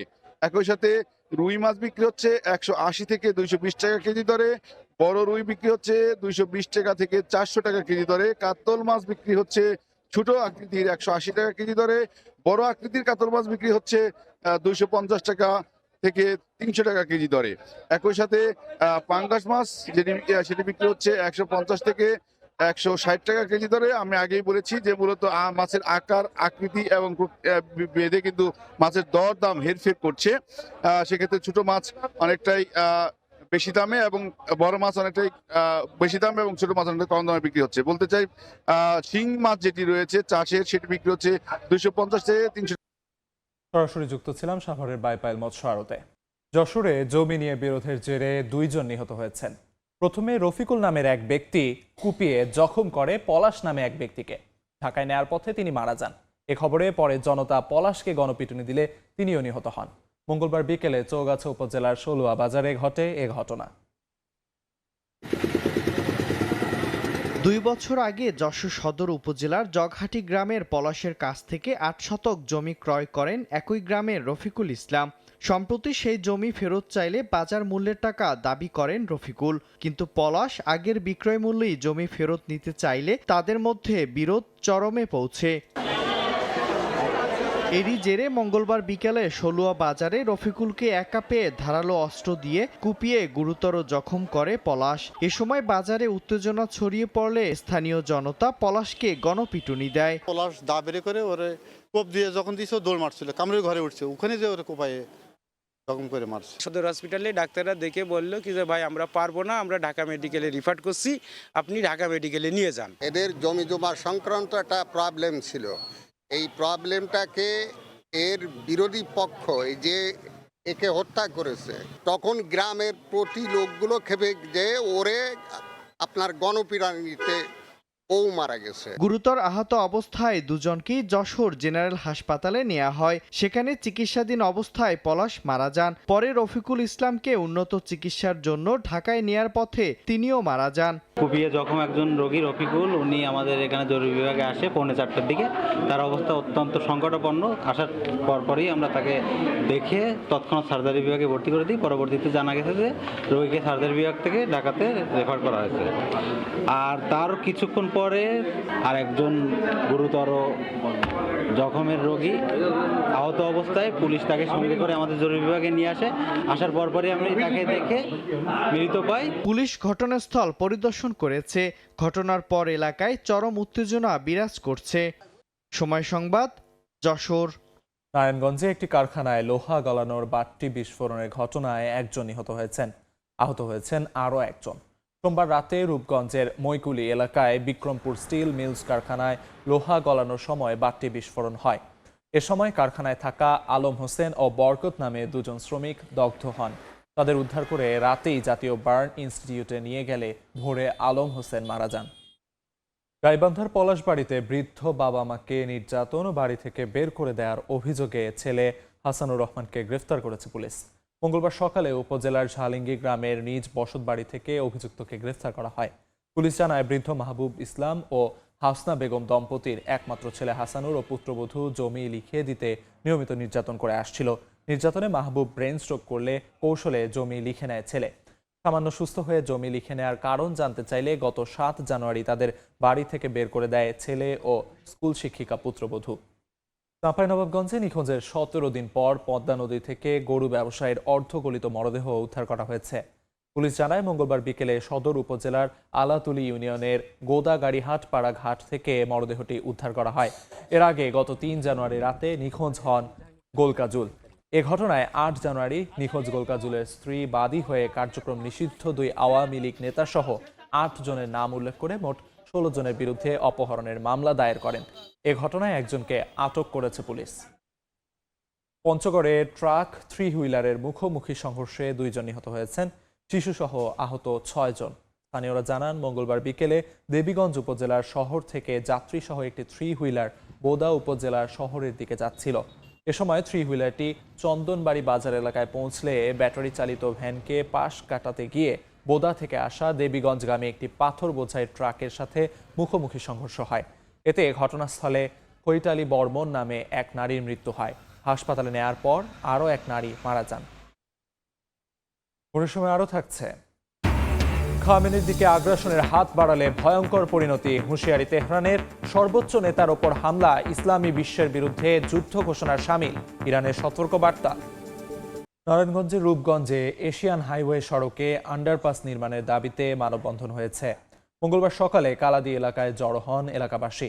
এ সময় বক্তারা বলেন, প্রতিদিন স্কুল কলেজের শিক্ষার্থী ও পেশাজীবী সহ বিভিন্ন শ্রেণী পেশার মানুষ ঝুঁকি নিয়ে হাইওয়ে পারাপার হন। এতে দুর্ঘটনার শঙ্কা রয়েছে। দ্রুত আন্ডারপাস নির্মাণ করার দাবি জানান স্থানীয়রা। এদিকে সড়কটিতে 6 লেনে উন্নীতকরণের কাজ চলছে। ব্রাহ্মণবাড়িয়া উচ্চ বিদ্যালয়ে শিক্ষকের অপসারণ দাবিতে সড়ক অবরোধ করে বিক্ষোভ করেছেন শিক্ষার্থীরা। মঙ্গলবার দুপুরে পুরাতন জেল রোড এলাকায় বিদ্যালয়ের সামনে সড়ক অবরোধ করে বিক্ষোভ করে তারা। বিক্ষোভকারীদের অভিযোগ, 10ম শ্রেণীর এক শিক্ষার্থীকে শারীরিকভাবে লাঞ্ছিত ও মারধর করে অভিযুক্ত শিক্ষক। এ ব্যাপারে প্রধান শিক্ষকের কাছে অভিযোগপত্র দিয়েও কোনো সুরাহা না মেলায় আন্দোলনে নামেন শিক্ষার্থীরা। নারায়ণগঞ্জে মহাসড়কের পাশ থেকে উচ্ছেদ করা হয়েছে অর্ধশতাধিক অবৈধ স্থাপনা। মঙ্গলবার সিদ্ধিরগঞ্জে ঢাকা চট্টগ্রাম মহাসড়কের পাশে অভিযান চালায় সড়ক ও জনপথ বিভাগ। উচ্ছেদ করা হয় সরকারি জায়গা দখল করে গড়ে তোলা অবৈধ কাউন্টার, গ্যারেজ ও গুদাম। পরে বুলডোজার দিয়ে গুড়িয়ে দেওয়া হয়। সিলেট সীমান্তে 1,09,00,000 টাকার চোরাচালানের মালামাল আটক করেছে বিজিবি। মঙ্গলবার গোপন সংবাদের ভিত্তিতে সিলেট ও সুনামগঞ্জের বিভিন্ন সীমান্ত এলাকায় একযোগে অভিযান চালানো হয়। বিজিবি জানায়, অভিযানে ভারতীয় কম্বল, পেঁয়াজ, কমলা, ওষুধ, চকলেট, সাবান ও মেহেদি জব্দ করা হয়। এছাড়া বাংলাদেশ থেকে পাচারের সময় শিং মাছ, রসুন, সুপারি ও নগরীর হুমায়ুন রশিদ চত্বরে বালুর নিচে লুকানো ট্রাক ভর্তি জিরা উদ্ধার করা হয়। আন্তর্জাতিক প্রসঙ্গ, সর্বোচ্চ নেতা আয়াতুল্লাহ আলী খামেনির দিকে আগ্রাসনের হাত বাড়ানো হলে সেই হাত কেটে ফেলার হুঁশিয়ারি দিয়েছেন ইরানের সেনাবাহিনীর মুখপাত্র। সর্বোচ্চ নেতার ওপর হামলা ইসলামী বিশ্বের বিরুদ্ধে যুদ্ধ ঘোষণার শামিল হবে এবং জিহাদের ফতোয়ার পথ খুলে দেবে বলেও সতর্ক করেছে ইরানের পার্লামেন্টের জাতীয় নিরাপত্তা কমিশন। প্রেসিডেন্ট মাসুদ পেজেশকিয়ানো বলেন, এমন হামলা মানেই ইরানি জাতির বিরুদ্ধে পূর্ণমাত্রার যুদ্ধ। এদিকে ইরানে মানবাধিকার পরিস্থিতির অবনতির প্রেক্ষাপটে শুক্রবার জরুরি বিশেষ অধিবেশন ডেকেছে জাতিসংঘ মানবাধিকার পরিষদ। ইরানে চলমান অস্থিরতার জন্য মার্কিন প্রেসিডেন্ট ডোনাল্ড ট্রাম্পকে দায়ী করেন দেশটির সর্বোচ্চ নেতা আয়াতুল্লাহ আলী খামেনি। এরপরই ট্রাম্প প্রতিউত্তরে বলেন, ইরানের শাসন ব্যবস্থার পরিবর্তনের সময় এসে গেছে। ট্রাম্পের এমন মন্তব্যের কড়া জবাব দিয়েছে তেহরান। সর্বোচ্চ নেতার দিকে আগ্রাসনের হাত বাড়ালে ইরানের সেনাবাহিনী সে হাত কেটে ফেলবে বলে হুঁশিয়ারি দিয়েছেন মুখপাত্র জেনারেল আবুল ফজল শেখার্চি। তিনি আরও জানান, খামেনির দিকে নিশানা তাক করা হলে পুরো বিশ্বে আগুন ধরিয়ে দেওয়া হবে। এটা কোনো স্লোগান নয়, বরং সতর্ক বার্তা বলে সাফ জানিয়ে দিয়েছেন শেখার্চি। একই সঙ্গে সর্বোচ্চ নেতা খামেনির ওপর যে কোনো হামলা পুরো ইসলামী বিশ্বের বিরুদ্ধে যুদ্ধ ঘোষণা হিসেবে গণ্য হবে বলে ঘোষণা দিয়েছে ইরানের জাতীয় পার্লামেন্টের নিরাপত্তা কমিশন। কমিটি বলছে, এই পরিস্থিতিতে ইসলামী আলেমদের জিহাদ রায় জারি হবে এবং ইসলামের সেনারা বিশ্বব্যাপী প্রতিক্রিয়া জানাবে। ইরানের প্রেসিডেন্ট মাসুদ পেজিশকিয়ানো একই বার্তা দিয়েছেন। তিনি বলেন, সর্বোচ্চ নেতার ওপর কোনো আগ্রাসন মানে ইরানি জনগণের বিরুদ্ধে পূর্ণাঙ্গ যুদ্ধ। ইরানে মানবাধিকার পরিস্থিতির অবনতির প্রেক্ষাপটে শুক্রবার জরুরি বিশেষ অধিবেশন ডেকেছে জাতিসংঘ মানবাধিকার পরিষদ। ব্রিটেন, জার্মানি, আইসল্যান্ড, মলদোভা ও নর্থ মেসিডোনিয়ার অনুরোধে এই অধিবেশন আহ্বান করা হয়। পরিষদের সভাপতির কাছে পাঠানো চিঠিতে 5 দেশ বিশ্বাসযোগ্য প্রতিবেদন উদ্ধৃত করে দেশ জুড়ে সহিংসতা, বিক্ষোভকারীদের উপর দমন-পীড়ন এবং আন্তর্জাতিক মানবাধিকার আইনের লঙ্ঘনের অভিযোগ তোলে। এদিকে যুক্তরাষ্ট্রের হুমকি সত্ত্বেও ইরানের সঙ্গে বাণিজ্য চালিয়ে যাওয়ার ঘোষণা দিয়েছে রাশিয়া। রুশ পররাষ্ট্রমন্ত্রী সার্গেই ল্যাভরভ জানিয়েছেন, তেহরানের সঙ্গে বাণিজ্য বন্ধ করে দেওয়ার কোনো কারণ দেখছে না মস্কো। মালিহা সুহরওয়ার্দী, সময় সংবাদ। গ্রিনল্যান্ড দখলে শুল্ক হুমকি ব্যর্থ হলেও অন্য পথ খোলা আছে বলে হুঁশিয়ারি দিয়েছেন মার্কিন প্রেসিডেন্ট ডোনাল্ড ট্রাম্প। হোয়াইট হাউসে এক সংবাদ সম্মেলনে ট্রাম্প দাবি করেন, যুক্তরাষ্ট্রের অংশ হতে পারলে গ্রিনল্যান্ডের জনগণ অত্যন্ত খুশি হবে। একই সঙ্গে গ্রিনল্যান্ড দখল করলে ন্যাটো সুবিধাজনক অবস্থানে থাকবে বলেও মন্তব্য করেন তিনি। ফ্রান্সের প্রেসিডেন্ট ইমানুয়েল ম্যাক্রো প্রস্তাবিত জরুরি G7 শীর্ষ সম্মেলনে অংশগ্রহণ করবেন না ট্রাম্প। এদিকে ইউরোপের নেতারা একজোট হয়ে ওয়াশিংটনের একপক্ষীয় উদ্যোগে গ্রিনল্যান্ড দখলের চেষ্টার নিন্দা জানিয়েছেন।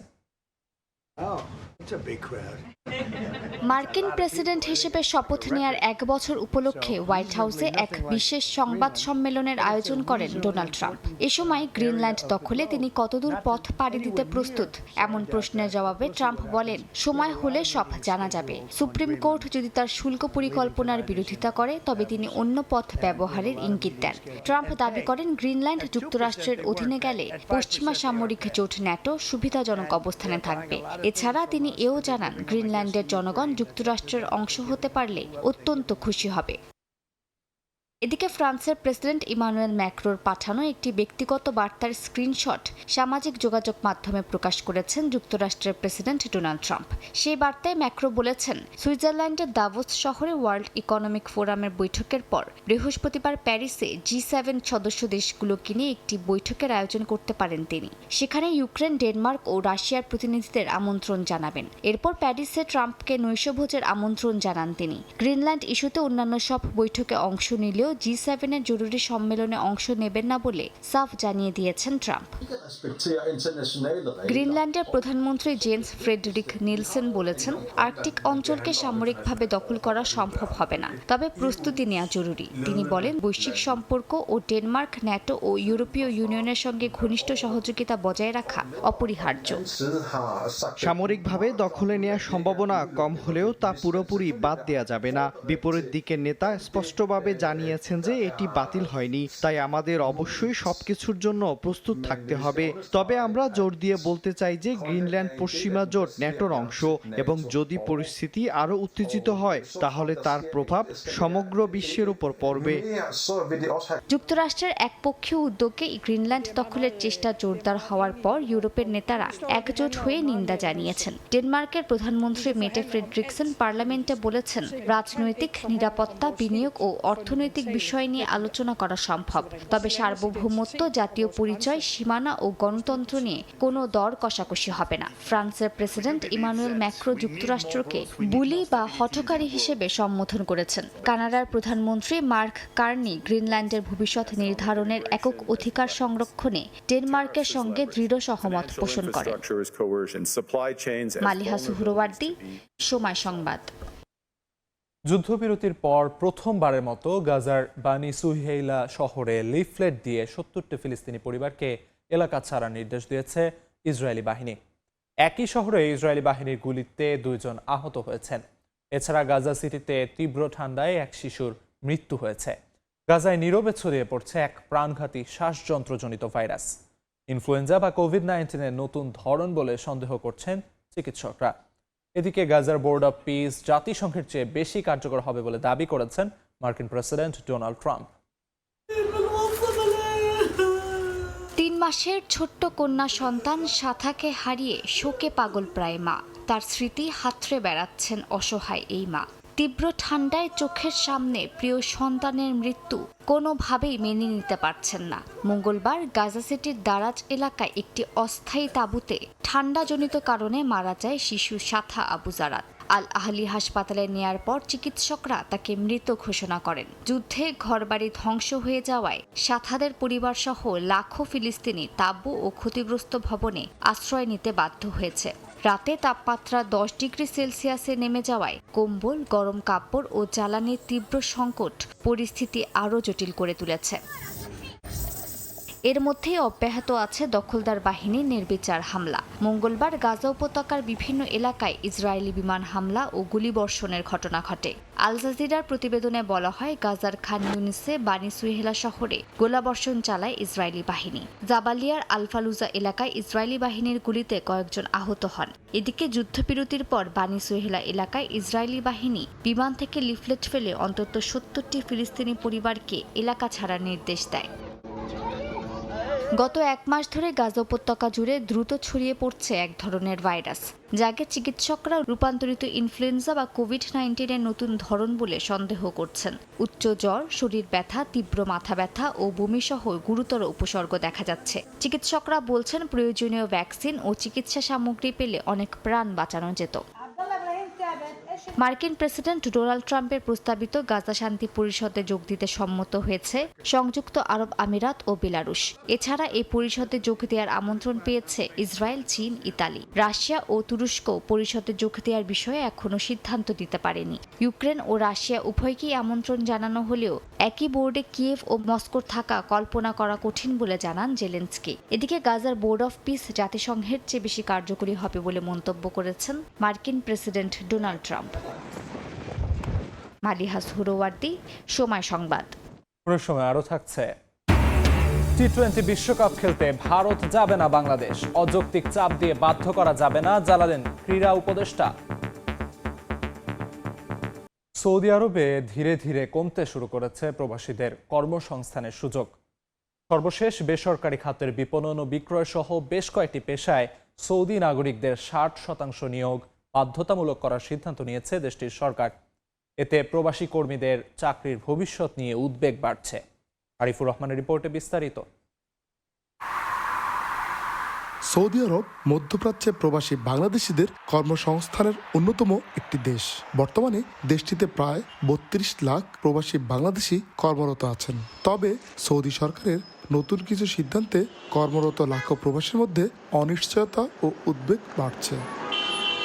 সৌদি আরবের মানব সম্পদ ও সামাজিক উন্নয়ন মন্ত্রণালয়ের ঘোষিত সিদ্ধান্ত অনুযায়ী 3 বা তার বেশি কর্মী রয়েছে এমন প্রতিষ্ঠানে বিপণন ও বিক্রয় খাতে সৌদি নাগরিকদের নিয়োগের হার 60% উন্নীত করা হয়েছে। এই সিদ্ধান্ত কার্যকর হলে সংশ্লিষ্ট খাতে প্রবাসীদের নতুন চাকরির সুযোগ কমে যাবে বলে আশঙ্কা করা হচ্ছে। এখন নতুন করে সৌদিকরণের ফলে আমাদের মতো যারা এই পেশায় নিয়োজিত আছেন তারা সবাই ক্ষতিগ্রস্ত হবে। প্রবাসীদের কাছে এই পেশাগুলো খুবই লোভনীয় এবং আকর্ষণীয়, কারণ এই পেশাগুলো আমরা বেশি স্যালারি পেয়ে থাকি। এখন আমরা কর্মহীন হয়ে পড়লে আমাদের দেশে রেমিটেন্সে ভাটা পড়বে। নতুন এই নীতির প্রভাব শুধু বর্তমানে কর্মরত প্রবাসীদের উপর নয়, যারা নতুন করে সৌদি আরবে কাজের আশায় আসতে চান তাদের জন্য পরিস্থিতি কঠিন হবে বলে মনে করছেন সংশ্লিষ্টরা। প্রবাসীরা মনে করেন প্রতিযোগিতামূলক কাজের ক্ষেত্রে কম দক্ষ বা অদক্ষ প্রবাসীদের কাজ পাওয়া দিন দিন কঠিন হয়ে যাচ্ছে। তাই দক্ষতা উন্নয়ন ও বিকল্প পেশার প্রস্তুতি নেওয়ার পরামর্শ দিয়েছেন বিশ্লেষকরা। আরিফুর রহমান, সময় সংবাদ, সৌদি আরব। বাংলাদেশ জাতীয়তাবাদী দল বিএনপির প্রতিষ্ঠাতা শহীদ রাষ্ট্রপতি জিয়াউর রহমানের 90তম জন্মদিন উপলক্ষে নানা কর্মসূচি পালন করেছে যুক্তরাষ্ট্রের ক্যালিফোর্নিয়া বিএনপি। এ উপলক্ষে স্থানীয় সময় সোমবার লস অ্যাঞ্জেলেসে সংগঠনটির দলীয় কার্যালয়ে আলোচনা সভা ও দোয়া মাহফিলের আয়োজন করা হয়। এতে ক্যালিফোর্নিয়া বিএনপির সভাপতি বদরুল আলম চৌধুরী শিপলু এবং সাধারণ সম্পাদক এম ওয়াহিদ রহমান, আব্দুল বাসিত, সৈয়দ নাসির উদ্দিন জেবুল সহ বীর মুক্তিযোদ্ধা ও স্থানীয় বিএনপির নেতৃবৃন্দ বক্তৃতা করেন। আলোচনা সভা শেষে শহীদ রাষ্ট্রপতি জিয়াউর রহমান ও বেগম খালেদা জিয়ার বিদেহী আত্মার মাগফিরাত কামনা সহ দেশ ও জাতির মঙ্গল কামনা করে দোয়া করা হয়।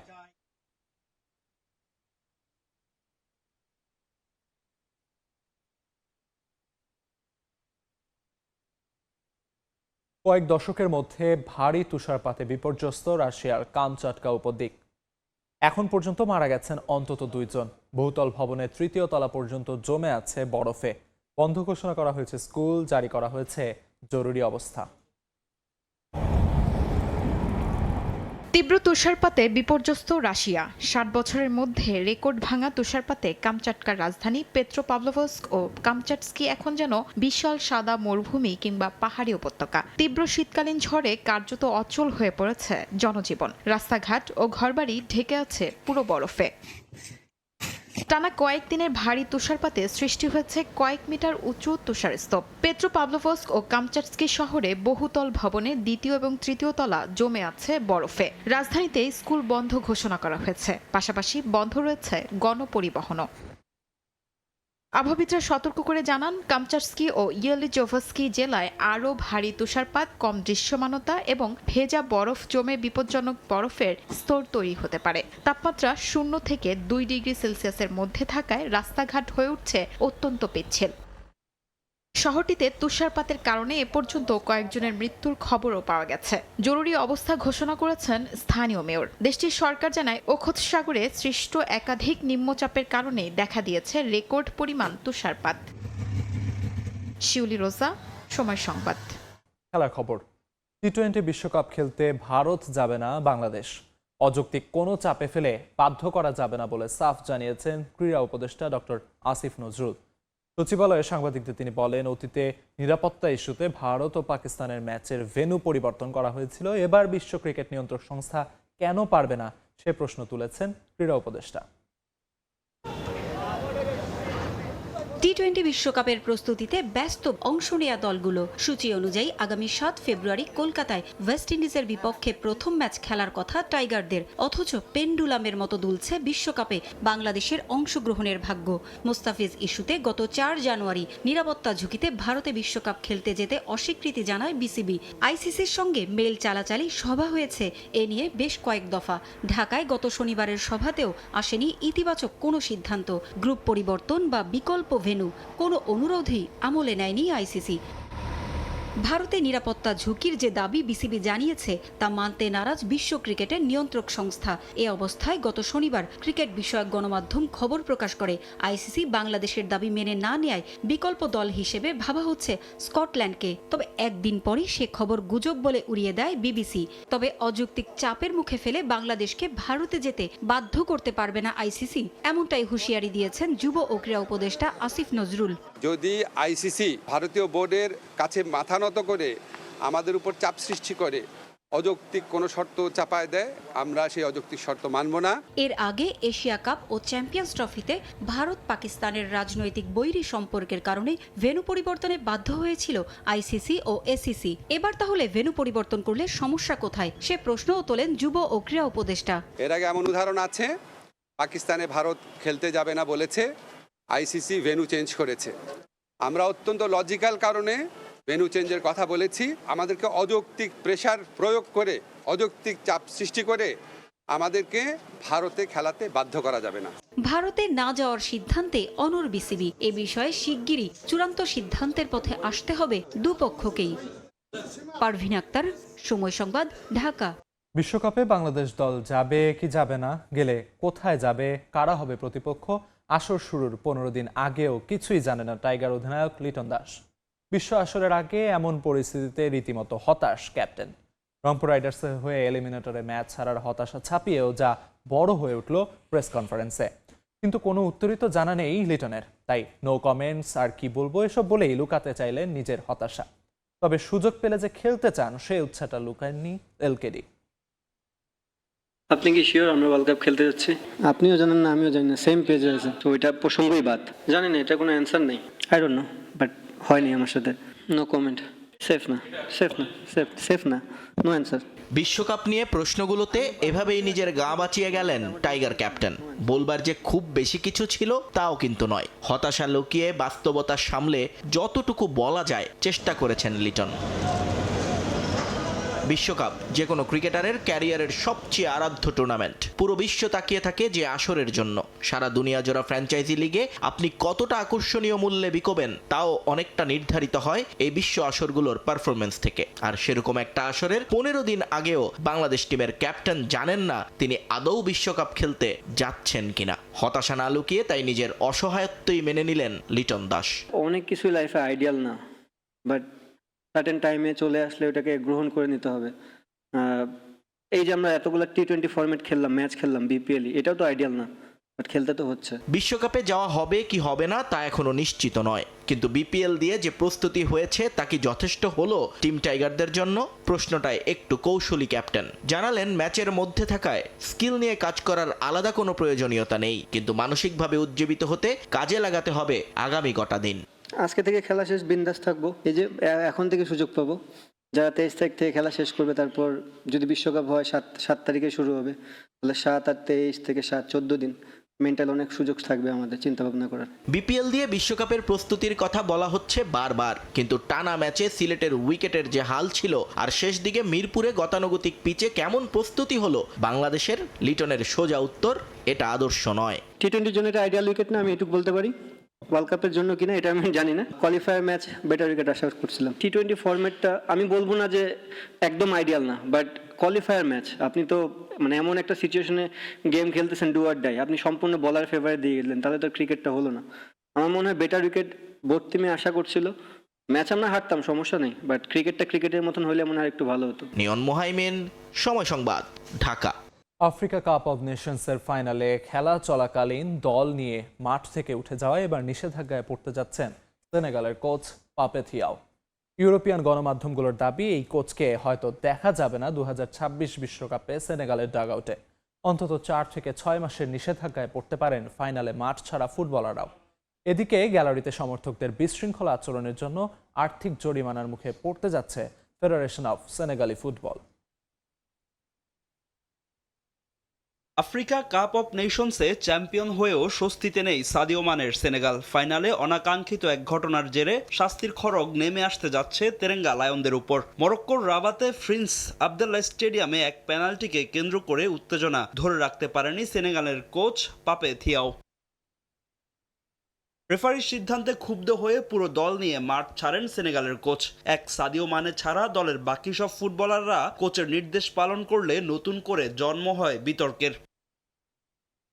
শুধু সেনেগালের ফুটবলার বা কোচিং স্টাফরা নয়, গ্যালারিতে নিজেদের মেজাজ ধরে রাখতে পারেনি দেশটির সমর্থকরাও। নিরাপত্তা কর্মীদের সঙ্গে সংঘর্ষে জড়িয়ে পড়ায় সেনেগাল ফুটবলকে গুনতে হতে পারে 50 থেকে 1 লাখ ইউরো পর্যন্ত জরিমানা। তবে তার চেয়ে কঠিন শাস্তি পেতে পারেন দেশটির ফুটবলার ও কোচিং স্টাফরা।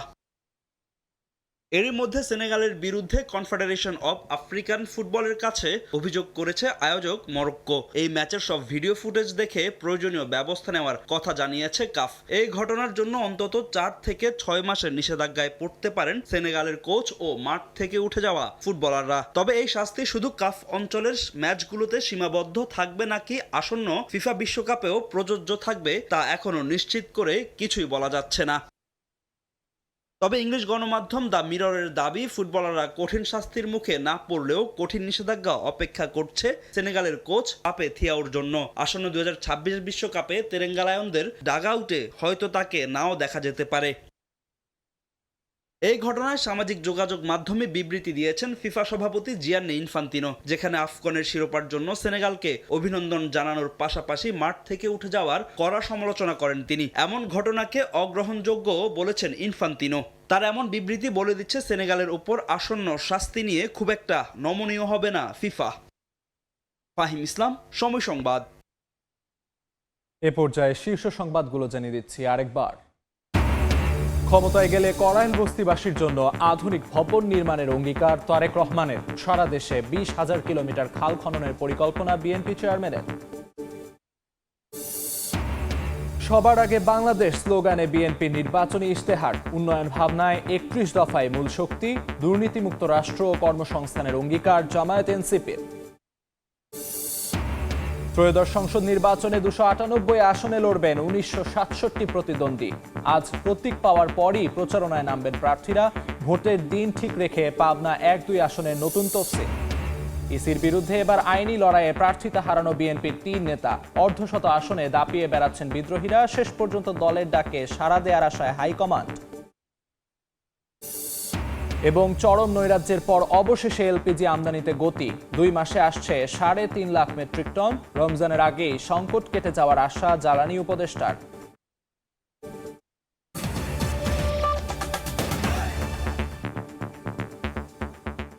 এই ছিল ভোরের সময়। সকালের সময় সঙ্গে থাকবেন শবনব নিবিড়। ধন্যবাদ আলিফ। সকালের সময় নিয়ে আসছি কিছুক্ষণ পরই, সঙ্গেই থাকুন সময়ের।